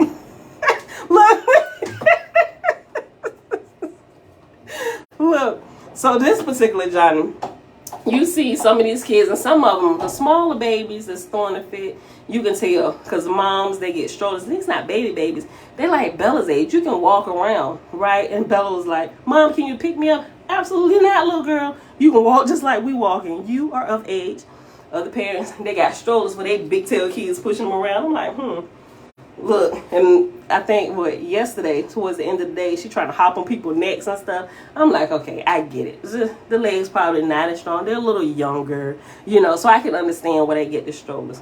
But let me tell y'all something. Just really be prepared for it. But yeah, so looking at that, you can tell, you can maybe catch a glimpse, just a few moments of some people's life, and it'll give you a really good rundown detail of what happens behind closed doors, right? Because now we out in public, right? And you doing this out here in public like this, like talking and screaming at your Ashar, your parent, and your dad at that. And dad looked like he was about, I don't know, it was towards the end of the day, everybody getting back on their buses, the trains and everything to go back. It could have just been the end of the day. Dad had no strength. But ain't this, let me be dog tied and one of my kids act like you want to talk back, because I'm going to let my husband hear it. Yo, we'll pull strength from places we didn't even know existed, and we will get up in your face. What you just say? Right? It ain't going to be none of that. Oh, Johnny, calm down, please. I'm like, boy, you deserve every bit of what that child giving you. You need to toughen up. Okay, look, all right. And those are the ones that's crying out to the Creator. You've given me a demon seed. No, buddy. Your teaching needs to come up to par, right? You need to get yourself together. You see that? You got a bunch of incomplete projects going on here, and it's just amplified with this, with your pupil, right? So it's just like, whew, Father help them. Look, Tabitha, we West Indian parents, we don't play. Children are kept alive. Look, I know some of y'all. I got some friends from like Panama, and so they do not play. I'm like, shoot, girl, I need to come take some parenting lessons. Teach me that look. Like, my husband got to look down. How you do that? And them children just like, ooh, fall in line. Yes, ma'am. And I'm just like, you heard what I said. Listen, I'm about to call you daddy. So look, trying to work myself out of, like, no, you don't do this when your daddy here. You gonna show me the same respect, right? Like, I gotta toughen myself up, and then they look. So I gotta just like, okay, put dad's voice on, but do it kind of, make them listen to you. Otherwise, they're gonna run over you, and then when dad come home, everything gonna get straight. But they don't really do that for real. But I caught myself doing that sometimes, and I was realizing this could end me up in a bad place. Well, just wait till your father get home, Johnny. No, it ain't gonna be none of that. Wait till your father get home. Because they take advantage of that. I realized that real quick. I'm like, nope, I don't want to have to do that, because that is not the way I want to parent. My children should listen to me. When I say something, you respect me just like you respect your father. Get your hind parts up, or you know what's gonna happen. And they're just like, All right. So I'm working on my parenting skills. All right, listen. Let's get back to this. Oh yeah, we had an hour and 30 minutes. Okay. Hold on. Girl, Tikva. There's the prep talking. Listen, when we go into this store, you better keep your hands off. Don't ask me for nothing. No, I'm not buying this. You can eat this when we get home. If I get to the line, y'all better be right behind me. And no, y'all not pushing the cart. If I catch y'all fighting over anything, this one snack that I said I was going to get for y'all is going back on the shelf. And if we get out the store and I've already purchased it and y'all think y'all home free, I'm going to take it and I'm going to throw it in the nearest trash can we see. If there's no trash can, I will throw it away when we get home. I will pour it out. I will put it on the floor and clean up the floor. And they looking at me like, and you know, they're going to try you the first time just to see if you hold true to your word. And I understood that about my children, right? So I'm like, okay, this test run we got to do because I know they're going to try me. So I'm going to do this full well knowing they're going to try me this time. Prep one, I just need to break them in and let them know. Get them all hyped. We're about to go to the Y, to the pool. Y'all fight in this car on the way to this pool. Right, this is before we moved into the house. If I catch y'all fighting amongst yourselves, I promise you, I'm going to turn the truck around and we're going to come back home. I don't care if we are out of the truck and we're walking up to the door. We will turn around and we will come back home. Y'all, they tried it the first time just like I knew they would. I know my guy knew they would. They started, stop it, move over. Hey, remember what I said? They got quiet. Get out the car. They think, oh, we at the Y now. They want to go punching each other. What did I tell y'all? Didn't I tell y'all? I was like, the chance y'all got was me explaining to y'all that this is what we not going to do when we get here. Everybody back to the truck. What? Back to the truck. And they stop and look like, what are y'all waiting for? Let's go. And so I'm walking. And I started up truck before I got there. And I'm walking. They couldn't see my face. I'm like, yes, I knew they was going to try. And so they like, Mom, but we're sorry. Get in the truck. Turn around, I'm like, this gonna work. I found something that worked. And they get in. It's like, but Mom, we said, I don't care that you said you were sorry. This could have been a life or death situation. And I need y'all to listen to me the very first time I give y'all an instruction, not doing what you want to do. I said, so let this be your lesson. Try it again when we go out. We will come back home. I don't care if we're inside the place. We will leave. Guys, I ain't had no... When I say, listen, you better do this when we get to the place, and we will turn around and come back home. They act like perfect angels. I'm like, you just got to know they're going to try you a couple times. But you got to stick to your guns. And then you have perfect children. We be out. We was at the park. All 8 of us, right? Kids behind us like little ducklings. Getting on the different rides, there are different people that say, you know what? Y'all have very well-behaved children. Y'all are doing a good job. And me and James standing inside there pinching one another like, bro, you just don't know. Because they don't want to come all the way back to the resort and not get to stay out here. They say, you know what? And one guy said, and he looking, because you see a big family coming with a bunch of kids, you just automatically assume it's going to be shenanigans. They ain't going to have these kids under control, And so one dude, he was like, you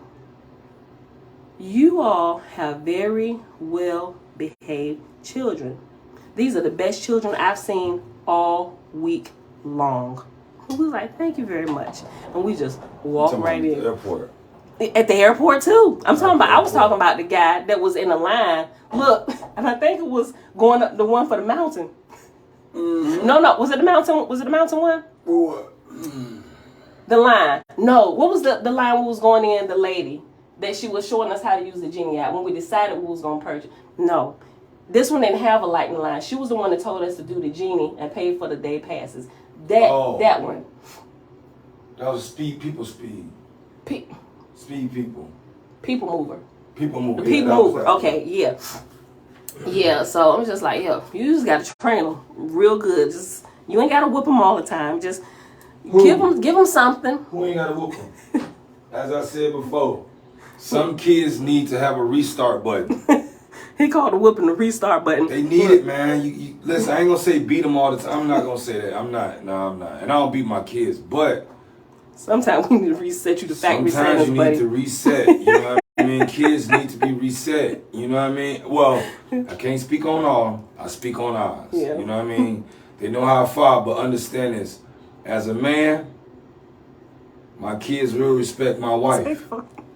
They're going to respect their mom. You know what I mean? I don't care how old you are, That's right. to how young you are. My wife will be, your mother will be respected. I love this guy. I'm giving away to the first child I see try me. Look. Yeah, real talk, man. You need that sometimes. But at the same time, you know what I mean? You balance out. You want your kids to have fun. Yeah. You know what I mean? Enjoy their childhood, you know what I mean? As they should. You know what I mean? Kids are supposed to stay in kids' places. You know what I mean? They're not supposed to grow up before the time, as my people say. You know what I mean? Yeah. Let them be kids. You know what I mean? They're going to run around. They're going to do some stuff. They're going to be loud. I understand that. But when you can tell when they're starting to get out of hand and try to take advantage of the situation where they're going into that unbalanced portion of life. That's when you, hey. Yeah, we talk about when they start mumbling underneath their breath. Oh, yeah. You talk and you got the last word. They want to mimic. What? I'm right there in your neck. You know what I mean? How they say? What you saying under your breath? Yeah. We won't abuse our kids, y'all. I'm just saying. Sometimes you just gotta act. Hey, let's straighten up. Man, we've been raising kids for 26 years. I know, right? Not only our own kids, some other kids too. We can't speak about, but don't bring your kids around me if I can't whoop your kids. Babe, you want to coach another basketball team? Man, listen. And that's when I exit the room. Listen, let me tell you I'm something. talking about them kids. Listen, look. Kids all over the place. It's like, can my son go in? No, nigga, your son's sorry. But I can't say that. Okay, I'm going to get him in.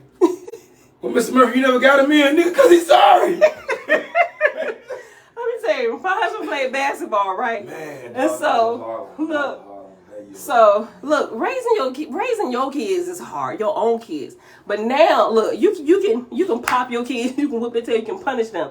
But when you got other people kids under your control, under your watchful eye, you're gonna have to discipline them without touching them, right? You're gonna have to talk to them. You need to talk to them with respect. Otherwise, you're gonna have some pain. What did you say to my child? You know, because then the thing is this, more than anything. I gotta tell y'all this basketball story. Go ahead, baby. Some of the fathers isn't there. Ooh. So all you getting is, women, some women ain't played a lick of basketball in their life. So they don't understand the rules of engagement. They don't understand any of these things, which is understandable. I do understand that. And I will get your child in. But if the game is tight and we down by 1 point, baby, I can't put your child in right now. I just can't. But anyway, I do. Now we down 10. Oh my G. We ain't coming back. So now, everybody just all y'all go in now. You just know have what I mean? fun. Have fun. Now the starters like, they suck. I'm like, you can't say, calm down, Timmy. Calm down. You can't say that, man. Coach, put me in. I can only put 5 of y'all in at a time. They all 10 I want to go. I'm like, listen, get over here. Technical. Right. Too many men on court. I'm like, this ain't football. This is basketball, y'all. But some parents don't understand. Look, so my husband played basketball. You can go One time. I'm sorry. I'm about to tell your coaching story. I'm about to tell. One time, I know. I'm sorry. One time, we're at the end of the season. Elijah was 13. I let Elijah play.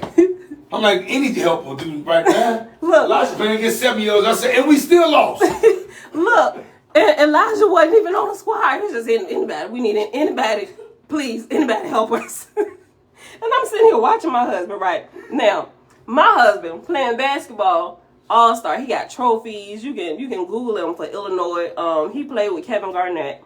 And he was the man. If you call Snoop, everybody know who my husband is from Illinois, playing basketball and stuff, right? So as he gets older, we get married, and he had really good basketball coaches, and so he was like, you know what? Because he loved children too. He said, I want to coach. I want to coach like a little league basketball and stuff like that. So finally, we had an opportunity, and he was like, yes, babe. I'm like, come on, babe. We out there supporting and everything. Yeah, it's a whole different story. How did you feel, babe? Some 11 years ago. I learned a lot in 11 years. I said I'd never do it again. Listen, I watched when he was ready to quit the season midway. I'm like, Coach, come on, you can't be quitting. He was like, man, they don't know how to read plays, they don't listen. He said, they get out there, just do what they want to do. Why am I here? Why do I even show up? Just, you know what, the mamas, just let them, you know, they, Coach, my child gonna get in? And I'm sitting here like, I want to say, heifer, sit down, your child sucks. I mean, that's just what it was. They just, I mean, but I understand. Listen, I'm a competitor. We keep those comments to ourselves, though. I'm a competitor, that's mean. In all ways, I'm a competitor. I always want to be first. I always want to be on top. Yes, amen. But understand this. What I have learned. Now, the kids was doing great. We didn't win a game. It just pissed me off to the point I just said, you know what? It ain't about winning. I came and compromised my life on, it ain't even about winning no more. It's about them just having fun. And I thought, like, you know what I mean, in kid world, you know what I mean, and even grown-ups, you only live once. Have fun. Just at least have fun. You can't take life so serious all the time. And that's something my wife even talked to me about. Babe, it ain't that serious. And I got to catch myself and being, you know what, you're right. It ain't really that serious when you really look at it. Psych, forget all that. It is serious. This is real life. Yeah, so that's my husband's little coach. 2 to get that, and we almost done. So he really does. He's like really competitive and everything. I'm just like, yeah, look, it's just not that serious. Like, let's just all have fun here, no attitudes, all of that. It's just like, you know, so we got all kinds of crazy stories, life teachings and stuff surrounding a bunch of kids and growth. And really, the way, if you can deal with children, even children who seem to have no control, even if they grew up in like the worst neighborhood, worst home, right? All children want to be loved. They want to feel like they're accepted and that they're a part of something. If you understand that, you'll go really far. You got grown-ups want the same thing because they never had it as a kid. Right. They want it as an adult. That's the reason why you find so many, you know, adults acting out, you know what I mean? Yeah. Marriages going in, you know what I mean, tizzy because kinds of directions. One won't, you know what I mean, love. And that's all they asking for, but they don't know how to say, hey, can you love me? Yeah. And that's all they want, you know what I mean? But if you can listen to them, you can understand them. Or listen to the language that they're not speaking verbally. Listen to the body cues that they're giving off, right? We can learn a whole lot just by observing. Listen, what's that old commercial? I know most of y'all heard it before. Everybody heard it. It came on everybody's TV if you had cable. You can learn a lot from a dummy.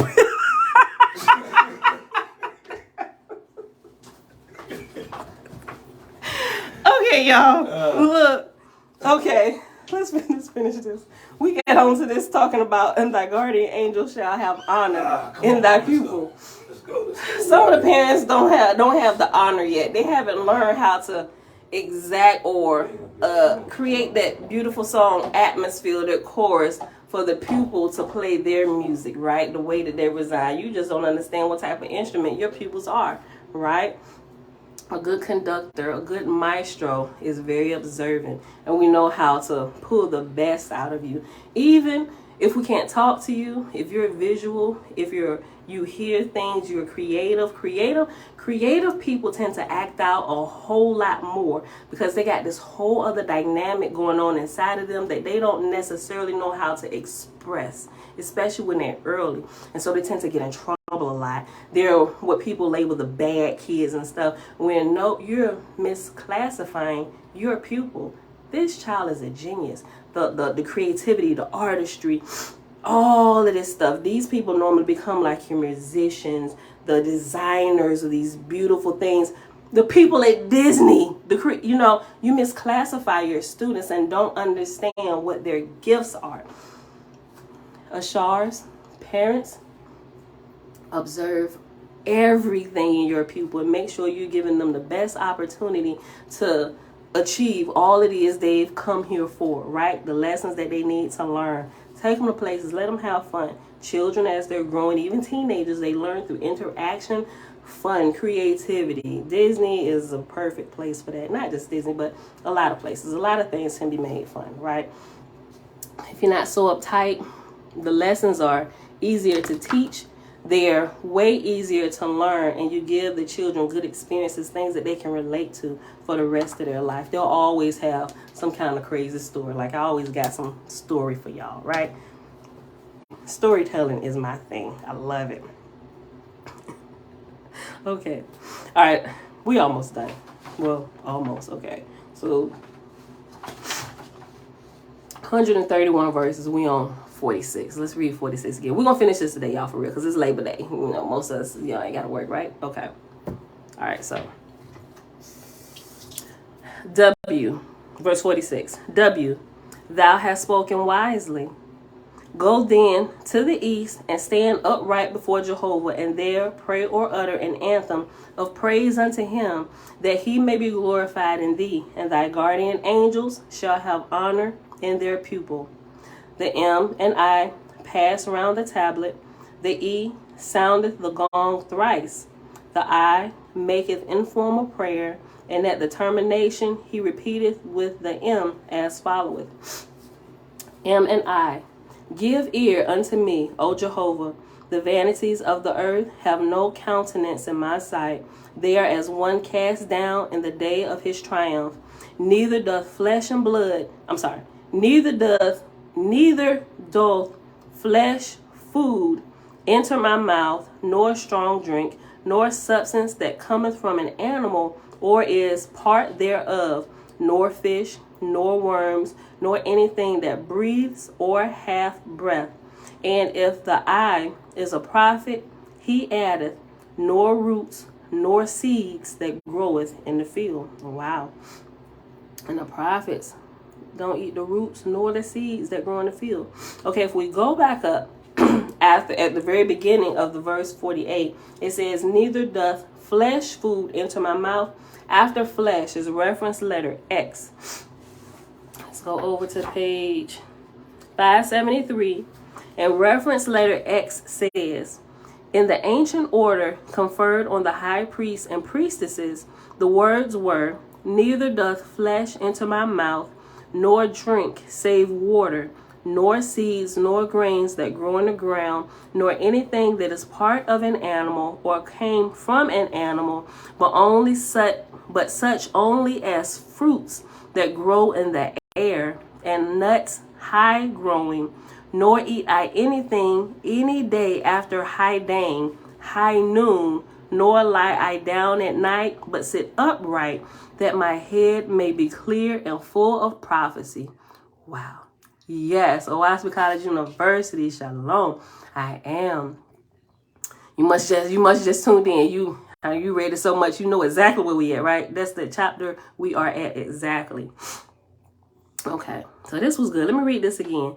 Reference letter H on page 573. Man, the road of a prophet it's really a very what's the word I want to use? A very disciplined way of life, right? Who you talking about? At least you can't stand him. Oh, girl, you was talking about James, and we was just saying, girl, your thing's coming in late. Okay, let me read this again. X. In the ancient order conferred on the high priests and priestesses, the words were, neither doth flesh enter my mouth, nor drink save water, nor seeds, nor grains that grow in the ground, nor anything that is part of an animal or came from an animal, but such only as fruit that grows in the air, and nuts high growing, nor eat I anything any day after high dang, high noon, or lie down at night, but sit upright, that my head may be clear and full of prophecy. 1882 edition. Oh yeah, you must have went out. Close it and open it back up so it'll catch you up, right? Because if you like pause and go out of it, it'll kind of like pause and bring you back to where you ended, and you will be behind. So if you just close YouTube out all the way and just open it right back up, it'll bring you to where we're currently at. Okay. All right, so go back, y'all, to page 559. I read verse 48 again. Neither doth flesh food enter my mouth, nor strong drink, nor substance that cometh from an animal, or is part thereof, nor fish, nor worms, nor anything that breathes or hath breathed. And if the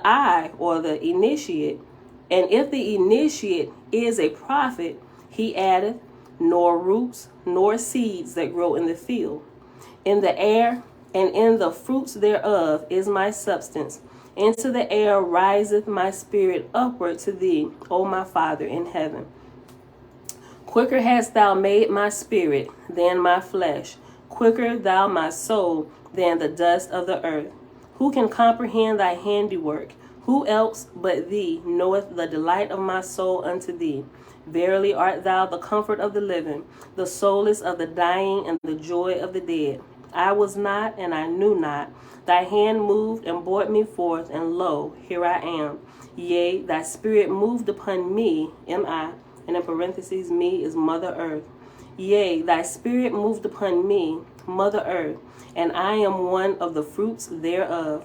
How shall I glorify thee? And in thy service, how shall I render thee recompense? During the last two verses, the initiate marcheth around the altar and arriveth at east 4 bells. Ding, ding, ding, ding. E. My brother or sister, thou hast covenanted with our father at dawn and at high noon, saying that thou hast taught me, that thou hast taught me, will I proclaim, fearing naught that may come upon me. Go forth then and see to it that thou turnest not backward, neither shalt thou rise up thy hand to do any man hurt. E. Since the time of the ancients to this day, the worshippers of the one great spirit have been persecuted and abused by idolaters of gods and saviors. E. If, therefore, enemies accuse thee or assault thee, hear thou them patiently, but press onward in peace to the end, and the Father will be with thee. The initiate, turning to the south, face upward. Initiate. Such is my will unto thee, O Jehovah. Thou shalt be the song of my life, thou the theme of my delight. Unto thee will I give praise without ceasing, and my prayers shall be without number. He marcheth forth now in the order of opening dawn. The E retireth behind the ark. The Phases lower the light to almost darkness, and the 4 Druhas prepare themselves in the drook, light the incense of sacrifice, and robe themselves in the order of the 4 great idolaters of the cycles belonging to the order. Meanwhile, the initiate goeth forth, saying, Initiate, I will go forth proclaiming thee and thy works, O Jehovah. In thee shall thy children rejoice with great joy. Yea, the inhabitants of the earth shall turn away from evil and learn to glorify thee. They have beholden the rising sun and the high noon, and the stars in the firmament above, and they shall sing unto thee for thy glorious works. Thy unseen heavens will I proclaim, and for the inheritance thereof people shall eschew war and earthly aggrandizement. Yea, all people shall rejoice with me for the glory of the earth and for thy kingdoms above. Unto thee shall they sing with rejoicing all the days of their lives, and thy voice shall come upon them.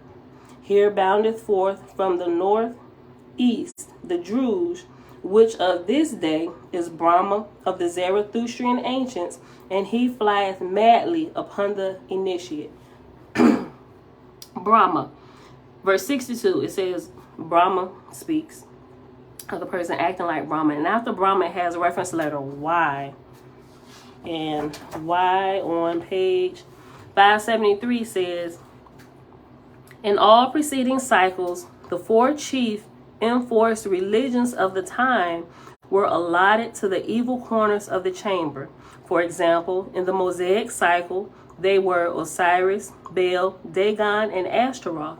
In the Hayartan or Abrahamic cycle, they were Yima, Mithra, Niyot, and Habak. In the Zarathustrian cycle, 8,900 years ago, they were Hag, Ukgi, Tumiz, and Gua. The four of this day, maintained by the armies, are Brahmanism, Buddhism, Christianity, and Mohammedanism. 1882 edition. All right. Go back to verse 62.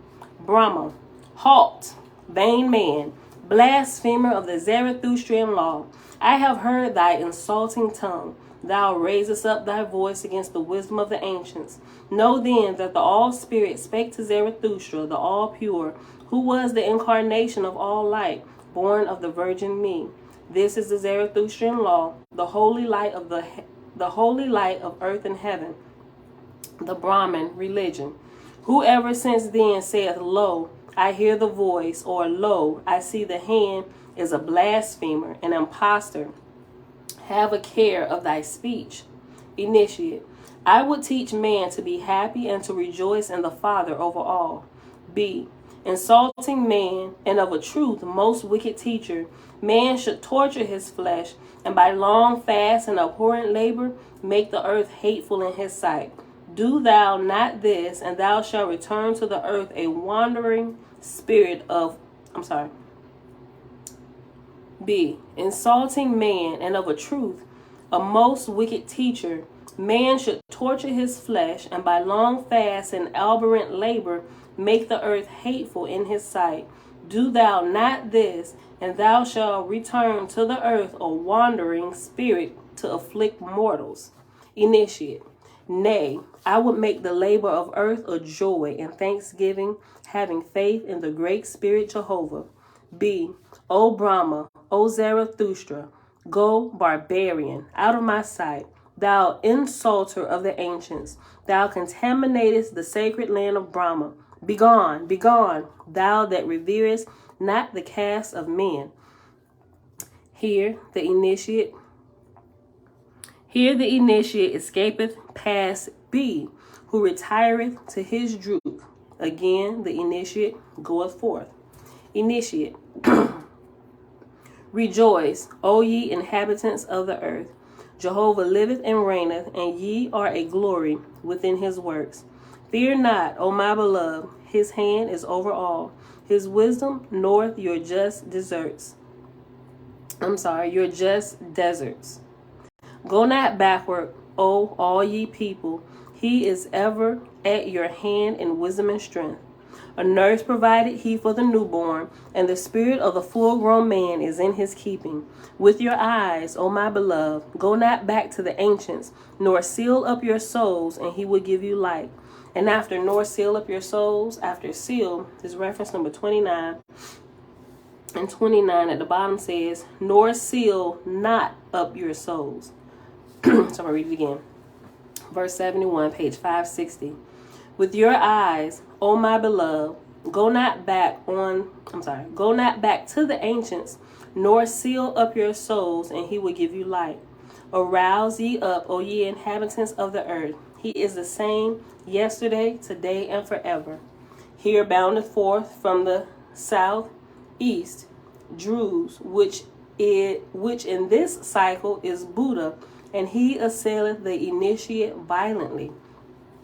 Boo, hold thou man of darkness, barbarian, hold thy tongue, insulter of the ancients, blasphemer against great Buddha. Who can hear the voice? Thou, the all-light descended to the earth in incarnate form in Gautama Buddha. Whoever since then saith, I can hear the voice, is an impostor, a breeder of revolt against all truth. Initiate. I proclaim the living presence. Boo. Heedest thou not the Ahura Mazdian law to establish Buddha on earth? More than 100 million have been slain in war. This day the Buddhists have 20 million soldiers. Wouldst thou insult this mighty power? Turn the nations loose in blasphemous song. Initiate. I will lift man up from the bondage of the ancients. Boo, nay, be gone, or thy blood be upon thy head. Thou defilest the holy land of Buddha. Out of my dominion, thou that heedest not the cast of men, be gone. So we see this whole initiation thing, right? Going through the different phases and like it seems like also different ages with the different saviors and gods. And the initiate, this is like really, really detailed. An initiate is holding true to the service and worship and adoration of the Great Spirit. It's like it's going through each test with the saviors and the false gods, and they say, "Wilt thou not worship me in my kingdom?" And the initiatives pretty much say, "We worship only one, the Great Spirit." Oh, you're going to insult my kingdom? We wish to raise up men from your false kingdom, right? Be gone, get out of here. Your blood gonna be on your own head, right? And you passed that one because you weren't taken in by this God and this Savior, right? This is what a true initiate does, right? They stay true to the Creator, right? At each level, you ascend higher and higher in spiritual wisdom, and your spiritual understanding is open more and more is poured into you. So that's what I'm seeing as we go through here and there, just in case you lost where we were at, because sometimes it's just the monotony is just like, okay, what was we at? What is we even talking about now? Okay, so this is what's happening. Okay. What was that?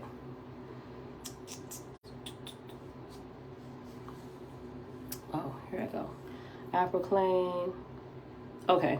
Let me read 78 again. No, let me read 77. Initiate. I would lift man up from the bondage of the ancients. Boo, nay, be gone, or thy blood be upon thy head. Thou defilest the holy land of Buddha. Out of my dominion, thou that heedest not the case of men, be gone. Initiate. But hear me. The initiate succeedeth in passing him.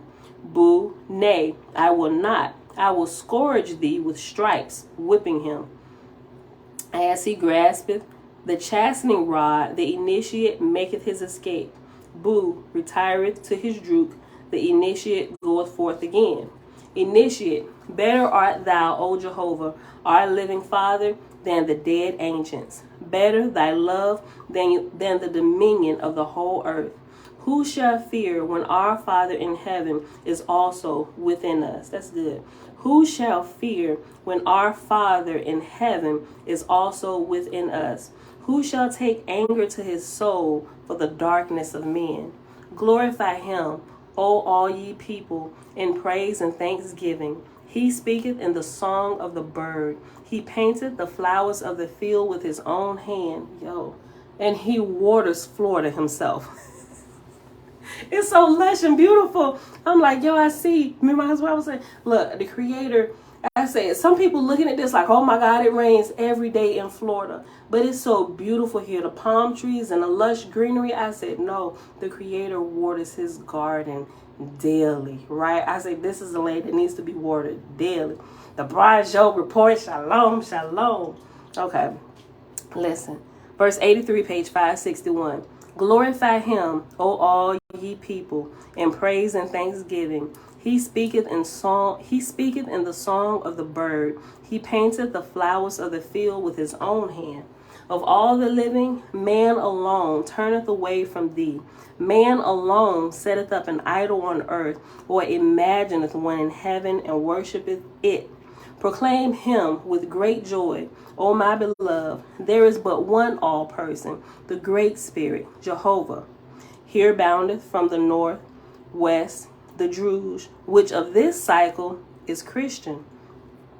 He assaulted the initiate violently and in rage. Verse 86. See, fanatic, infidel, blasphemer against Christ. Ain't that what they call us? Now that we done got loose from the kingdom, turn them loose. We done got loose from their kingdom. Now we're the blasphemers. We're the antichrist. And is. We're antichrist. And is. Surely I take that title gladly. I'll tattoo it on myself just so you know. Don't you ever get me chopped and screwed. I am truly antichrist. Right? He is not the creator. I felt that deep down in my shanana. I was scared to kind of say that when I first started this. I'm like, ooh, they're going to think, and ain't nobody going to listen to what I'm trying to tell them.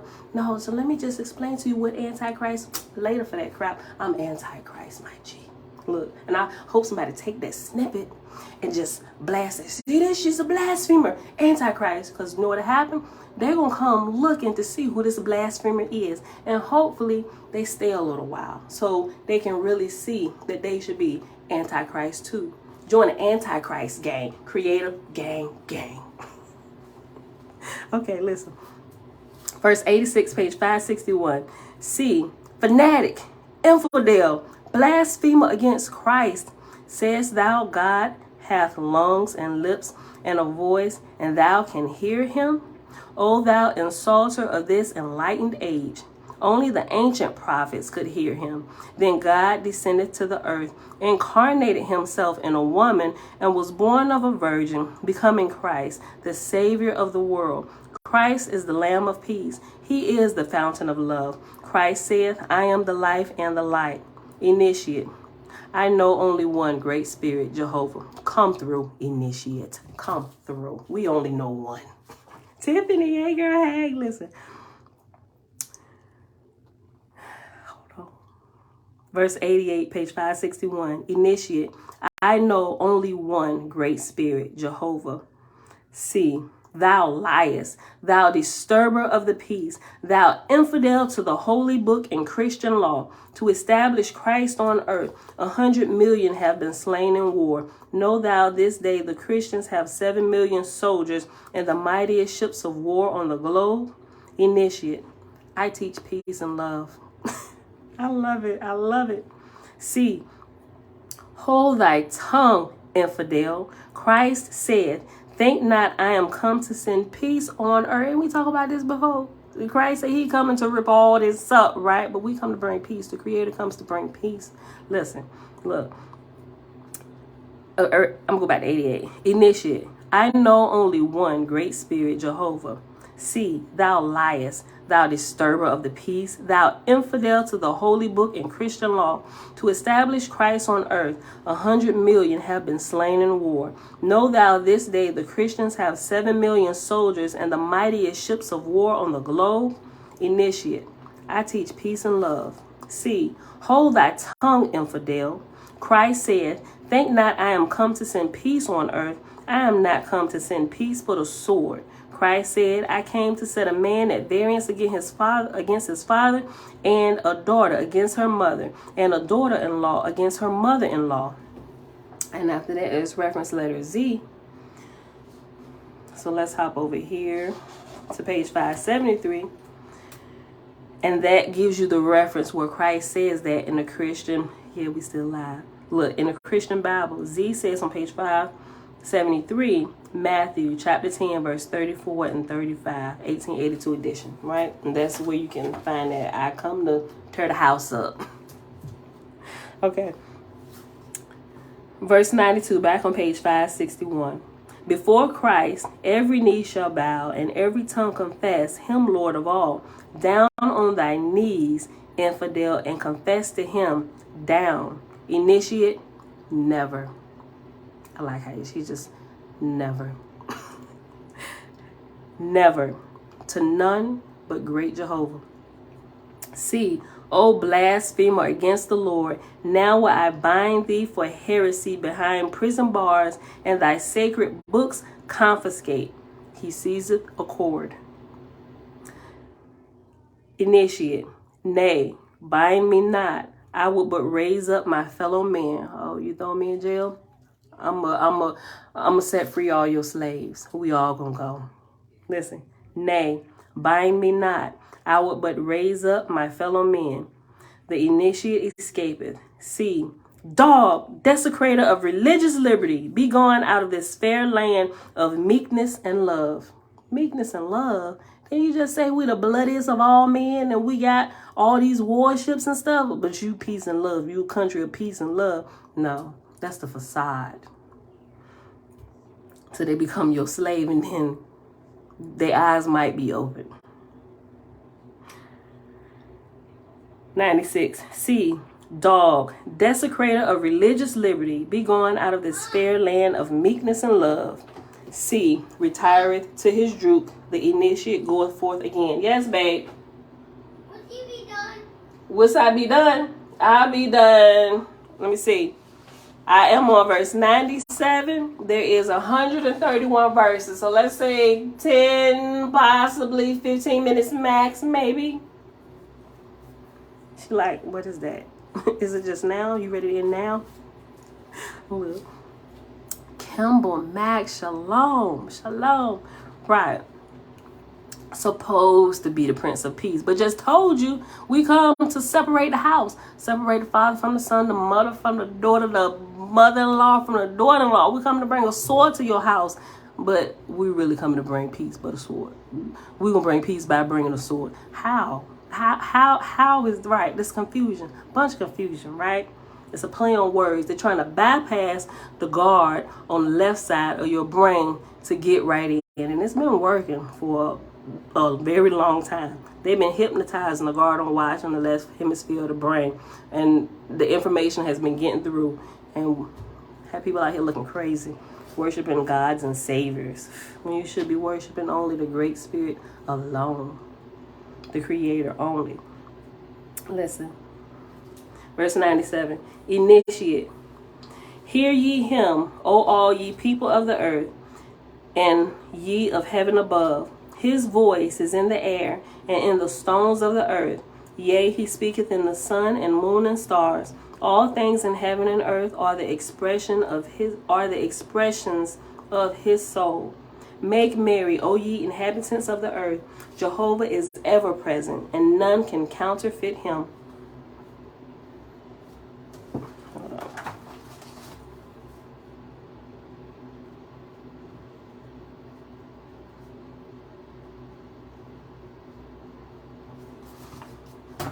Okay.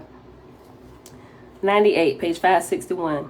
Make merry, O ye inhabitants of the earth. Jehovah is ever present, and none can counterfeit him. Open your ears that ye may hear his voice, and your eyes that ye may behold his person. Here wearily cometh forth from the south west the Druge, which in this cycle is Mohammed, and he raiseth a stick and preventeth the eye passing.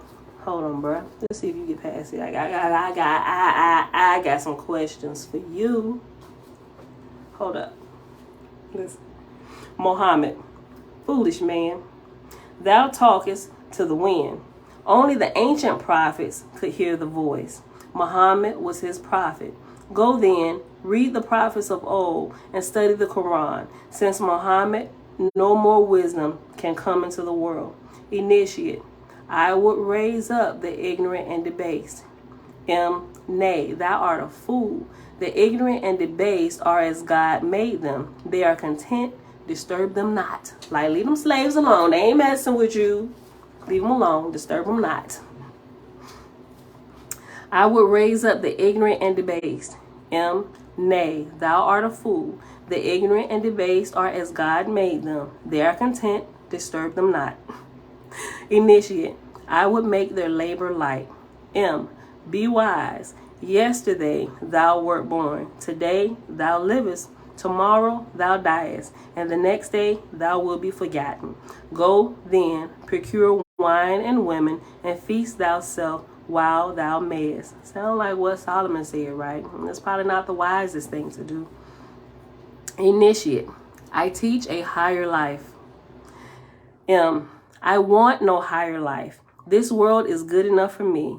God is just. He hath provided heavens for angels, the earth he made for man, and to man gave he passions to be indulged. Otherwise he hath not given them. Therefore I will have of the earth its sweetness whilst I may. God hath already made all things, all is finished. Man hath nothing to do but to seek pleasure and die. Initiate. I would make the life of the peasant a pleasant one. Thou disturbest my kingdom. To establish Mohammed, 100 million have been slain in war. The Mohammed hath this day 2 million soldiers. That is sufficient. Depart thou then out of the honest land of the Muhammad, and may God's holy book and the Quran enlighten thee. Here he passeth the Druze, and the latter goeth to his droop. Verse 108. Initiate. I, alas, O my Father, who art ever present. Yesterday I was puffed up with great joy, but the four quarters of the world, droops, have risen up against me. Today I am cast down in sorrow. The inhabitants of the earth are bound down by the little light of the ancients, but thy great light of living presence they put far off. What shall I do, O Father, that I may contribute to the founding of thy kingdom on earth? O give me light that my labor may not be vain. E, with four bells. My friend, the Great Spirit beholdeth thee at all times and places, and since thou hast been faithful to him, so have his ethereal spirits ministered unto thee. And now that thou askest for light from our Father, thy words are not in vain. E, repair thou then into the Ha-Baliza, golden chamber, where the voice of self and dispute never enter. And thou shalt learn of the mysteries of the dominions of the gods and saviors, after which thou shalt learn to apply thy labor, that it be not vain, but profitable to the world, and the glory to Jehovah in founding his kingdom. That was beautiful. After which thou shalt learn to apply thy labor, that it be not vain. After not is reference number 30, and it says that it not be vain. So let me read this whole verse 111 again. E, repair thou then into the Ha-Baliza, which is golden chamber, where the voice of self and dispute never enter. And thou shalt learn of the mysteries of the dominions of the gods and saviors, after which thou shalt learn to apply thy labor, that it be not vain, but profitable to the world, and the glory to Jehovah in founding his kingdom. Initiate. Angels of heaven, lead the way. I love this. Here the west, and the initiate and spirits, if present, who have taken on corporal forms, lead the way, ascending to the golden chamber. Within his chamber the lights give golden color, and the roof of the chamber is blue with golden stars twinkling. On the east, west, north, and south are altars with the sacred instruments for measuring, surmounted with golden colored flags. Here are represented the spider's net, the ant house, the broken implements of war, the secret will of the ancients, the sun at morn and at high noon, the representative idols of all nations and religions.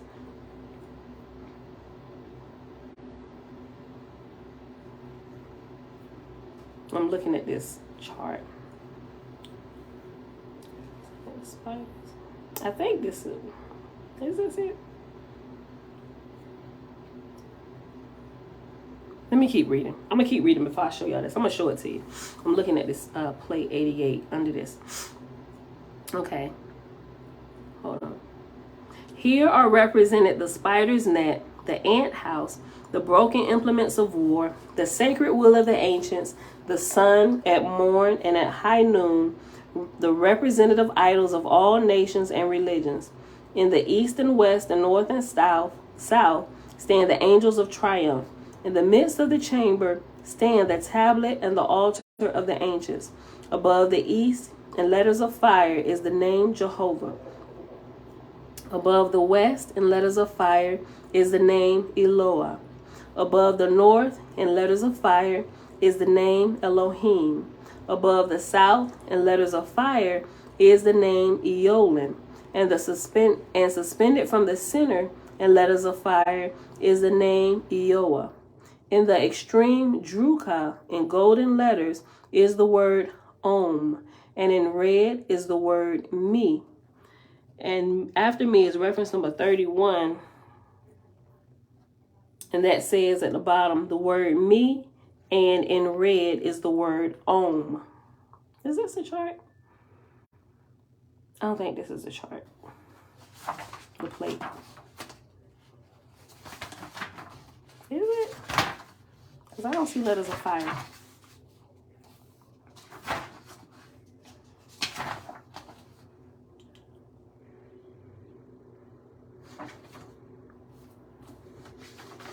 Hold on. See.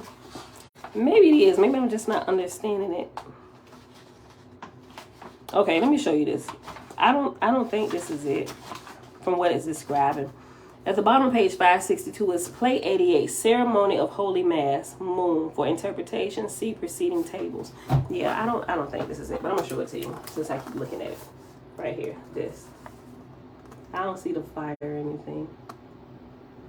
I'll look and see if I come across it. If y'all know the plate that it's describing and it's in here, help us with that. Shayla, hey girl, hey. We almost done, y'all. Okay. Page 562. Let me go. Okay. Let me see. Let's start at 1, 2, 3, 4, 5, 6, 7. The seventh line from the bottom where it's Eloah, then it's a period. Then it says, above the N in letters of fire is the name Elohim. Above the S in letters of fire is the name Eolin.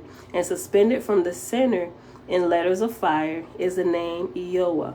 In the extreme Druka in golden letters is the word Om. And in red is the word Me.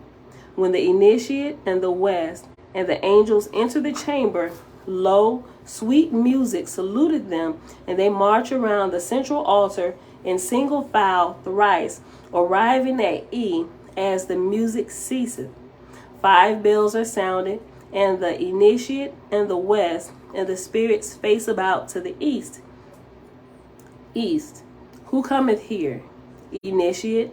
1, anxious to learn how best to serve the Father, that his life may be fruitful unto others.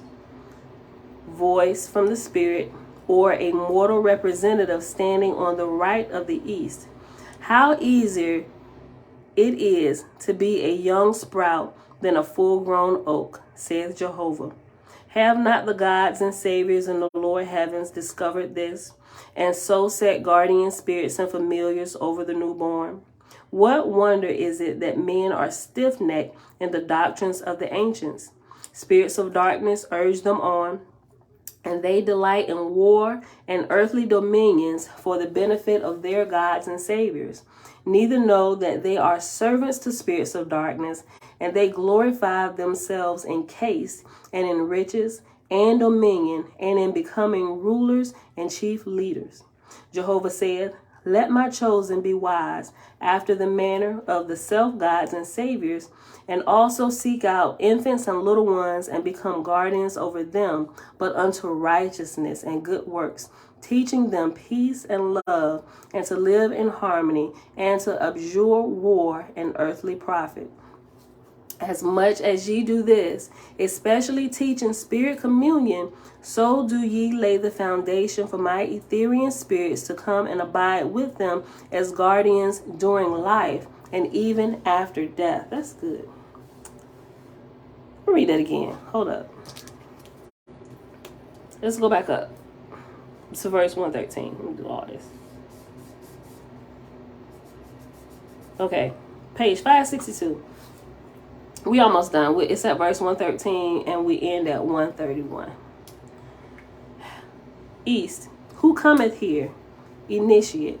1 anxious to learn how best to serve the Father, that his life may be fruitful unto others.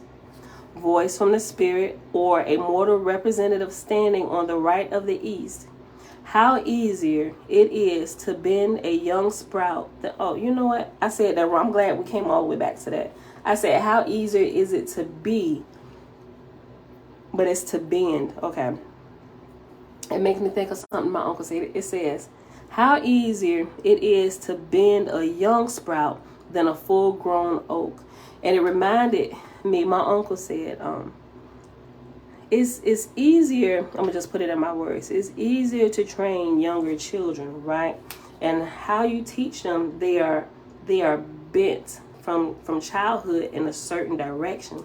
So when they get older, they still carry that same bend that happened to them in their youth. So if you bend them in the ways of righteousness, they'll tend to just continue to grow up in the bend or in the lane or in a life of righteousness. If you bend them in the other direction towards unrighteousness and selfishness and deceit and just getting over on people all the time, you will see that bend in their life as they get older.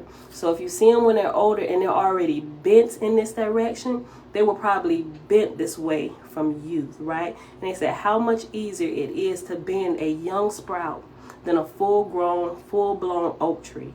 I'm just like, so much wisdom. We have to be careful. Mom. Yes, son. Yeah, that's right. I do. Give it a minute. I'm almost done. It's in. Huh? Check the book bag. Check the pink book bag. One of them mini pockets. It's in there. Put it down, girl. Close it up, please. Close it out. Thank you. Okay. Listen. Verse 115. Voice from the Spirit, or a mortal representative standing on the right of the east. How easier it is to bend a young sprout than a full-grown oak, saith Jehovah. Have not the gods and saviors and the Lord heavens discovered this, and so set guardian spirits and familiars over the newborn? What wonder it is that men are stiff-necked in the doctrines of the ancients. Think about taking your babies to the church house when they're young, right? Got them. You bending these babies in the ways. Listen, there is this funny video. Y'all seen this video? I think it was TikTok. Melvin knew someone find it, right? You know how children sit in church all the day long. I'm going to just say, like Bella say, all the day long. It's a long day. They sit in church all the day long, and they soak up so much that they're able to mimic their pastors and the preachers, and they can put on a whole church sermon for you and have it down to the T with the mannerisms and laying their hands on the people and all that. Oh, shana, you know, and I be hollering because they have it down, right? And I'm like, you know what?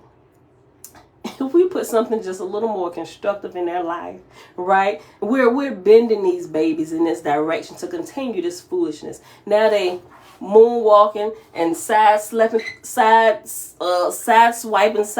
whatever you want to call it. You know, doing the Michael Jackson slide, Chris Brown, whatever, right? They're doing that in the pulpits because you bent them in this direction when they were younger. I'm gonna share that video. There's a little kid, couple little boys, walk through a hair shop, right? Well, not a hair shop, the beauty supply store, going through there, laying their hands on mannequins with wigs on, right? Just like prophesying and speaking the word of the Lord over them. It was hilarious. I'm gonna share it with y'all. Hold on. Let me put kid in wig shop. You can tell the way this child, like somebody can see this, and if they know anything about church, they would. It's quite humorous. They would enjoy the little show he put on. But you can tell how this child has been bent. And he's been being bent this way for a very long time for him to have this down just as good as he got it. Okay, so let me go ahead and finish this. Listen. Okay, we just go back. Verse 115. Page 562. Voice from the Spirit, or a mortal representative standing on the right of the east. Okay, well just wait, because I'm not about to dig through this bag while I'm live. It's in there, I promise you. If it's not, then it's in my other bag. Close it up. Close it up. Listen. How easier it is to bend a young sprout than a full-grown oak, saith Jehovah. Have not the gods and saviors in the lower heavens discovered this, and so set guardian spirits and familiars over the newborn? What a wonder it is that men are stiff-necked in the doctrines of the ancients. Spirits of darkness urge them on, and they delight in war and earthly dominions for the benefit of their gods and saviors. Neither know that they are the servants to the spirits of darkness, and they glorify themselves encased and in riches and dominion and in becoming rulers and chief leaders. Jehovah said, let my chosen be wise after the manner of the self-gods and saviors, and also Seek out infants and little ones and become guardians over them, but unto righteousness and good works, teaching them peace and love, and to live in harmony, and to abjure war and earthly profit. Inasmuch as ye do this, especially teaching spirit communion, so do ye lay the foundation for my Ethereal spirits to come and abide with them as guardians during life and even after death. Neither shall ye circumcise them in any of the talents I have given them, especially in the love of liberty, but perfect them in all things, teaching them to live in families of tens, or 20s, or hundreds, or thousands, even as in the olden times, holding all things in common, and being as brethren one with another. Waste not your time in discoursing with those who, having heard, will not practice my commandments. Nevertheless, to as many as come in your way, ye shall say, if ye cannot curb your self-desires in this world, neither can ye in the next. And if ye cannot live in a brotherhood in peace and love on earth, neither shall ye find a brotherhood of peace and love in heaven. Initiate. I have heard thy wisdom, O Jehovah, and I swear unto thee with all my soul, I will fulfill these thy just commandments with all my wisdom and strength. Help me, O Father, to this end, for thy glory forever and ever. Amen. Responses: Amen from east, west, north, and south, and other places within the chamber. Everybody, everybody said amen. I forgot about the one of them. Amen is coming from all throughout the chamber. Amen. Amen. Amen. Initiate. I have heard thy wisdom, O Jehovah, and I swear unto thee with all my soul, I will fulfill these thy just commandments with all my wisdom and strength. Help me, O Father, to this end, for thy glory forever and ever. Amen. Responses: Amen from east, west, north, and south, and other places within the chamber. We're verse 121, y'all. We got these last 10 verses. You done too? Okay. My hand already dried. Okay. We'll dry the rest of your hand with the towel over there. Okay. Verse 121, page 563. East, by thy power, wisdom, and love, and in thy name, O Jehovah, do I receive this thy son or daughter, and proclaim him brother or sister of the golden chamber. In thy name, O Father, I proclaim him in all the earth and in heaven, above by these thy solemn rites for thy glory. Amen. Responses: Amen. Now cometh from Dan of Suez, bearing the regalia. Next to him cometh the Druge, 7 young girls representing the 7 stars, bearing the symbols of industry and peace, and they form around about the initiate, a crescent facing the east, so that the east formeth the 8th star betwixt the horns of the crescent. Who? Okay, so the crescent with the star. Listen, okay, hold on. Let me read this again. Responses: Amen. Now cometh the Dan of Suez, bearing the regalia. Next to him cometh the Druge, 7 young girls representing the 7 stars, bearing the symbols of industry and peace, and they form around about the initiate, a crescent facing the east, so that the east formeth the 8th star betwixt the horns of the crescent. Hayartu, wait a minute, Saya. In golden lace cometh, hold on, y'all gotta close that door, it's loud. What? Give me a few minutes. Close it.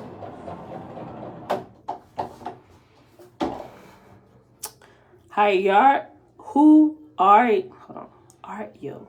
art yo in golden lace cometh from the west, and proceeded to give the signs and passwords. After this, the youngest child present mounted the Kasam, and in proper words, which are withheld from publication, proceeded to clothe the initiate in the golden fleece. Who art yo, giveth the injunctions of the ancients, and the D calleth forth the tablets of the moon and the studies of the stars, and enjoineth prayer. The Magi now illustrateth on a The Magi now illustrateth on a tablet or blackboard the prophecy of the rise and fall of nations, the origin of man and language, how the corporal world is governed by the S world, and giveth the initiate the key of invocation. The initiate is now required to give the panic name of the 25 signs, to trace the names down through the languages to the present period, to designate the place in the heavens where the present sign would be situated, the position of the altar in the temple, to give the cyclic dates of the signs, what group of stars, according to the panic names, gave the field 1, 2, 3, and of 4, 5, and 6, and of all the others, and the period of time of grouping them. Why is this degree called Mahak, or golden chamber? Why were the 4 days in each moon set apart as mass days or sacred days? At what period, according to the panic names, was the first mass ordained on earth?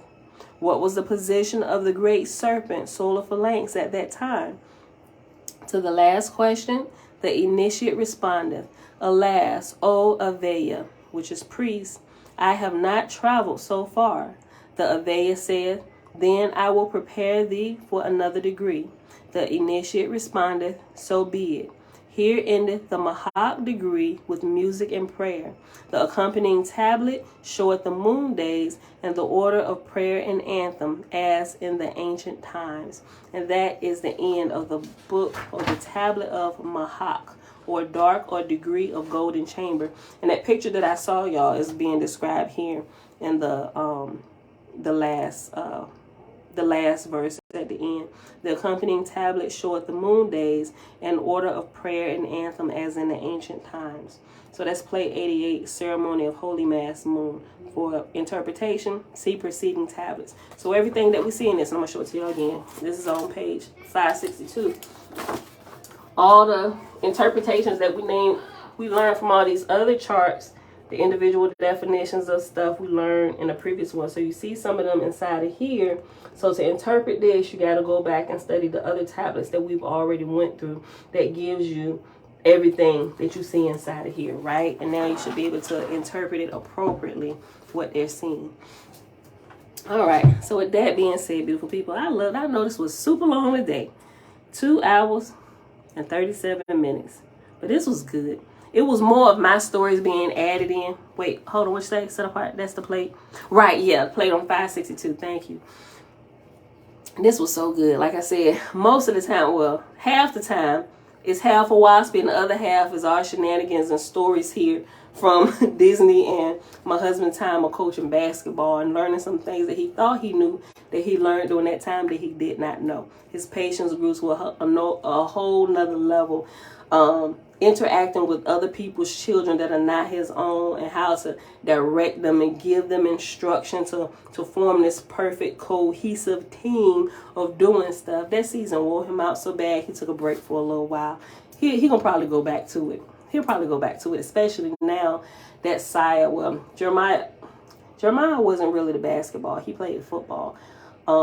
Elijah played basketball. He went to college, played ball.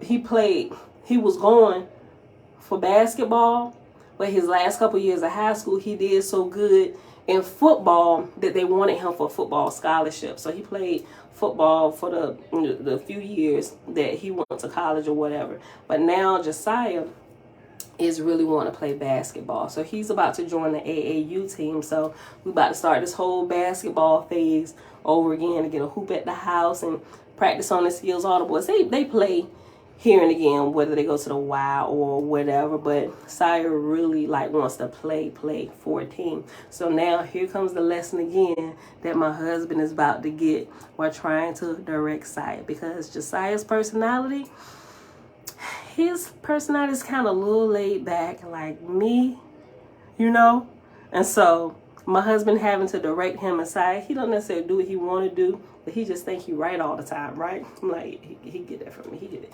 We're gonna help bend him in the right direction. So he won't be too much of a hard head like I was as I got older. Right, we're gonna help bend him in the right direction of righteousness.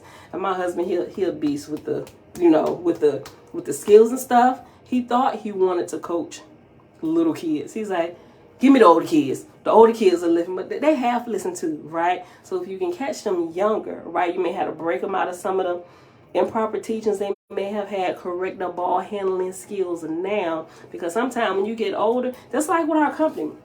When people get older and they're already bent in a certain direction, we've always done it this way. We're gonna keep doing it this way. That's why we have, I ain't gonna say a high turnover of people, but we decided we have a good nucleus group of employees. The other people we use, the subcontractors and stuff, we'll run through them, and we refuse to hire. I ain't gonna say we refuse, but hiring some people that's been in this furniture field for many years, and they done work for multiple companies and stuff, even some before we had our own company. A lot of them actually came out of the same company that my husband has come out of. They've all done jumped out there, tried to do their own. They done all started their own business. Nobody's still in business but us, right? Because they didn't learn something that me and my husband learned about working together as a team, right? They try to do this whole one-man show, right? And it's like they kill them own selves. Even when they come to us, how do y'all last so long? First of all, we pace ourselves in wisdom. We done some dumb stuff, but we was able to rectify and fix what we screwed up really bad, even to where IRS is coming, knocking on our door a couple times. They come right to our office. We doing a face-to-face audit. Now we sitting there sweating. They sitting in our office for 6 hours and they don't care. Pull out everything. We want to see every bank account. Your children got accounts too. Pull them up. Well, there ain't nothing in their accounts. We don't care. Let's pull them up. Pull up the transactions from the last year. We want all the, and they will sit there and they will patiently. They here for it all, right? And they would. I'm just like, oh my God. I'm like, I'm glad I keep such good records. It's just the length. They literally go through your whole history, everything. They want to see you have any investment stocks. Let's see some of those. I was like, well, we only invested like $10. We don't care. We want to see it for the last 2 years. For investments, we want to see, has any mixed lump sums of money been transferred over, any gifts, anything. What you give your grandma last year? You did you write that down on a piece of paper? How did you give it to you? Did you give it to her cash? Did you send it from your business account? Like all of this stuff. I was like, yo, we lasted through this. We was able to hold up under the fire. We didn't just run away. It was like, okay, some messes, yeah, we screwed that up really bad. We're getting help. We're going to fix that. Well, it's nice that you got help, but we're still going to find you. Now you got this big penalty. Like, what? And it's like, how you going to argue with them? Right? But we're just like, okay, we'll lick our wounds. We're gonna fix this. Okay, rightfully so. We should have corrected that. Yeah, we'll pay this. We'll pay that. Then it's like, you know what? Hold up. We can remove some of this because they see we're honest. And some stuff, y'all just really dumb. You should have known this, but we'll give you a little bit of grace. We won't hit you with this, but you still gonna get that. We'll remove the penalty, but you still gonna pay the interest on all of this, right? It's just like, you know what? It is what it is. We learned a very valuable lesson. So anybody comes to us for business advice, first of all, let me tell you what you can't afford not to do. You can afford not to have a CPA. I tell everybody, y'all better get y'all a CPA. You want to hear some horror stories? How we almost lost our business? We already didn't have nothing. They were about to take clothes off our back and our children, right? We had to pawn off our children to pay the IRS back, right? I'm like, listen.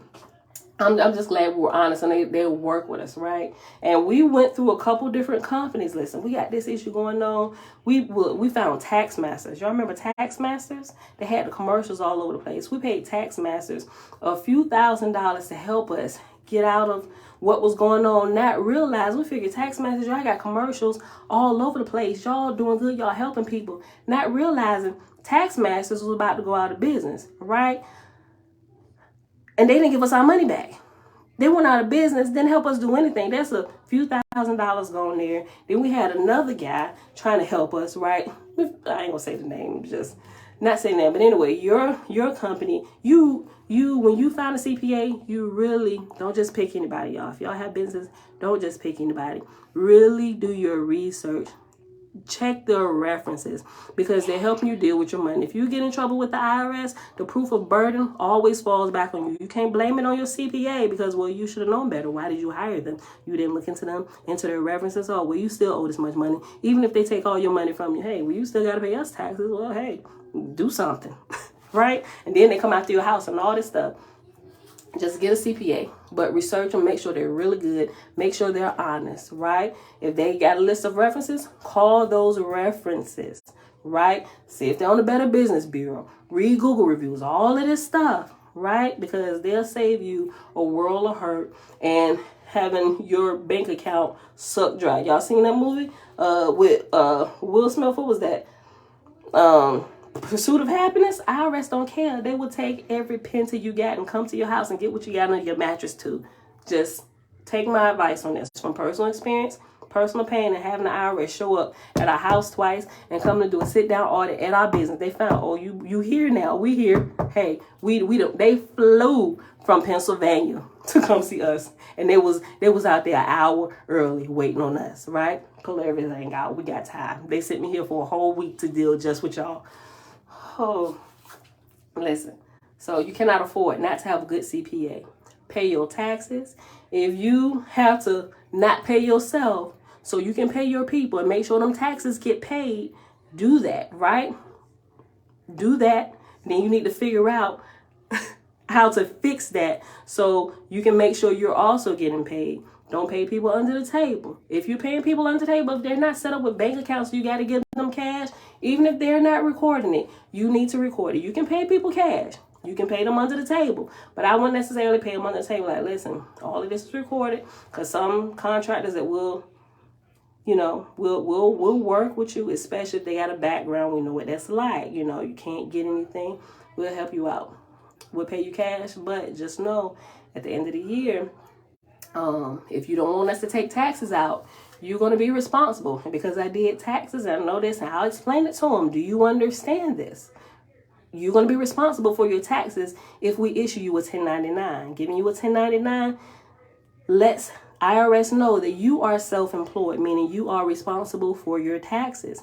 They will come for those taxes. You may be able to get away with not filing for a couple years, right? But it's eventually going to catch up. They're a little slow, but they do catch up to you, and they're going to come after you. And if you haven't filed, they're going to help you get into compliance, and then you have this big fee over your head.